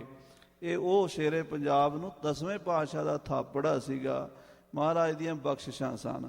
ਉਹ ਬਚਨ ਭਾਈ ਰਤਨ ਸਿੰਘ ਜੀ ਲਿਖ ਰਹੇ ਸ੍ਰੀ ਗੁਰੂ ਪੰਥ ਪ੍ਰਕਾਸ਼ ਦੇ ਵਿੱਚ। ਹਾਂਜੀ, ਦੋਹਰਾ ਸਿਮਰਤ ਸ਼ਾਸਤਰ ਵੇਦ ਸਭ, ਇਹ ਕੰਚਨ ਕੇ ਚੇਰ। ਭਾਈ ਸਾਹਿਬ ਜੀ ਕਹਿੰਦੇ ਸਿਮਰਤੀਆਂ, ਵੇਦ, ਪੁਰਾਣ, ਸ਼ਾਸਤਰ, ਦੁਨੀਆ ਦੀਆਂ ਜਿੰਨੀਆਂ ਕਿਤਾਬਾਂ ਨੇ ਮਾਇਆ ਦੇ ਅਧੀਨ ਨੇ। ਸੋਨੇ ਦੇ ਕੰਚਨ ਦੇ ਚੇਲੇ ਹਨ। ਕਿਉਂ? ਕੋਈ ਵੀ ਕਿਤਾਬ ਲਿਖਣੀ ਹੋਵੇ ਉਹਦੇ ਉੱਤੇ ਮਾਇਆ ਵੀ ਖਰਚ ਹੁੰਦੀ ਹੈ, ਲੇਖਕ ਨੂੰ ਵੀ ਦੇਣੀ ਪੈਂਦੀ ਹੈ, ਛਪਵਾਉਣ ਵਾਲੇ ਦਾ ਵੀ ਖਰਚਾ ਹੁੰਦਾ, ਜਿਲਦ ਦੇ ਉੱਤੇ ਵੀ ਖਰਚ ਹੁੰਦਾ, ਕਾਗਜ਼ 'ਤੇ ਵੀ ਹੁੰਦਾ, ਸਿਆਹੀ 'ਤੇ ਵੀ ਹੁੰਦਾ, ਅਤੇ ਕਈ ਪ੍ਰਕਾਰ ਨਾਲ ਮਾਇਆ ਦਾ ਹੀ ਜਾਲ ਹੁੰਦਾ ਸਾਰਾ। ਬਹੁਤ ਲੰਮੀ ਵਿਆਖਿਆ ਕਰਨ ਦੀ ਨਹੀਂ, ਸੰਖੇਪ ਗੱਲ ਸਮਝ ਲਓ। ਸਿਮਰਤ ਵੇਦ ਪੁਰਾਣ ਸਭ ਇਹ ਕੰਚਨ ਕੇ ਚੇਰ, ਇਹ ਮਾਇਆ ਦੇ ਅਧੀਨ ਤ੍ਰੈਗੁਣੀ ਮਾਇਆ ਦਾ ਵਰਤਾਰਾ ਹੈ। ਹਾਂਜੀ, ਅਗਲੀ ਪੰਕਤੀ ਪੜੋ। ਅਨੁਭਵ ਪਾਰਸ ਕੀ ਕਣੀ, ਤਾ ਮੈਂ ਲਾਖ ਸੁਮੇਰ। ਅਨੁਭਵ ਜਿਹੜਾ ਹੈ, ਅਨੁਭਵ ਪਾਰਸ ਦੀ ਕਣੀ ਹੈ। ਉਹਦੇ ਵਿੱਚ ਲੱਖਾਂ ਸੁਮੇਰ ਪਰਬਤ ਵਰਸਦੇ ਹਨ, ਸੋਨੇ ਦੇ ਬਣ ਜਾਂਦੇ ਹਨ। ਕਿਵੇਂ? ਜਿੰਨੇ ਗ੍ਰੰਥ ਲਿਖੇ ਜਾਂਦੇ ਅਨੁਭਵ ਚੋਂ ਨਿਕਲਦੇ ਹਨ। ਇਹ ਦੱਸੋ, ਅਨੁਭਵ ਪਹਿਲੇ ਹੁੰਦਾ ਕਿ ਗ੍ਰੰਥ ਪਹਿਲੇ ਹੁੰਦਾ? ਪਹਿਲੇ ਕੀ ਹੁੰਦਾ? ਅਨੁਭਵ। ਗ੍ਰੰਥ ਬਾਅਦ 'ਚ ਲਿਖਿਆ ਜਾਂਦਾ। ਸੋ ਭਾਈ ਸਾਹਿਬ ਜੀ ਨੂੰ ਅਨੁਭਵ ਹੋਇਆ ਹੈ। ਉਹ ਕਹਿੰਦੇ ਅਨੁਭਵ ਮੈਨੂੰ ਹੋਇਆ ਕਿ ਕਲਗੀਆਂ ਵਾਲੇ ਦੀ ਕਿਰਪਾ, ਬਾਬਾ ਗੁਰਬਖਸ਼ ਸਿੰਘ ਜੀ ਮੁੜ ਕੇ ਸ਼ੇਰੇ ਪੰਜਾਬ ਬਣ ਕੇ ਆਏ ਹਨ। ਕਿਉਂਕਿ 6 ਪ੍ਰਮਾਣ ਮੰਨੇ ਗਏ ਹਨ: ਪ੍ਰਤੱਖ ਪ੍ਰਮਾਣ, ਅਨੁਮਾਨ ਪ੍ਰਮਾਣ, ਅਨੁਪਲਬਧੀ ਪ੍ਰਮਾਣ। ਇਸੇ ਤਰ੍ਹਾਂ ਸਾਧ ਸੰਗਤ ਜੀ ਹੁੰਦਾ ਅਨੁਭਵ ਪ੍ਰਮਾਣ। ਕਹਿੰਦੇ ਕੀ ਪ੍ਰਮਾਣ ਹੈ? ਭਾਈ ਰਤਨ ਸਿੰਘ ਕਹਿੰਦੇ ਮੇਰਾ ਅਨੁਭਵ ਹੈ। ਬਸ ਇੱਥੇ ਅਨੁਭਵ ਦੇ ਅੱਗੇ ਕੋਈ ਚੀਜ਼ ਨਹੀਂ, ਅਨੁਭਵ ਸਭ ਤੋਂ ਸ਼੍ਰੋਮਣੀ ਹੈ। ਸੋ ਅਨੁਭਵ ਹੈ ਕਿ ਬਾਬਾ ਗੁਰਬਖਸ਼ ਸਿੰਘ ਜੀ ਦੀ ਰੂਹ ਨੂੰ 10ਵੇਂ ਪਾਤਸ਼ਾਹ ਥਾਪੀ ਦੇ ਕੇ ਭੇਜਿਆ। ਉਹਨਾਂ ਨੇ ਖਾਲਸੇ ਦੇ ਝੰਡੇ ਝੁਲਾ ਦਿੱਤੇ। ਸ੍ਰੀਮਾਨ ਸੰਤ ਬਾਬਾ ਈਸ਼ਰ ਸਿੰਘ ਜੀ ਲਾੜੇ ਵਾਲੇ ਮਹਾਂਪੁਰਸ਼, ਉਹ ਬਚਨ ਕਥਾ 'ਚ ਕਈ ਵਾਰੀ ਦੱਸਿਆ ਕਰਦੇ ਸੀ ਕਿ 1780 'ਚ ਮਹਾਰਾਜ ਨੇ 2 ਹੀਰੇ ਭੇਜੇ ਸਨ। ਕਲਗੀਧਰ ਪਾਤਸ਼ਾਹ ਨੇ ਆਪਣੇ ਖਜ਼ਾਨੇ 'ਚੋਂ 2 ਮਹਾਨ ਰੂਹਾਂ ਭੇਜੀਆਂ।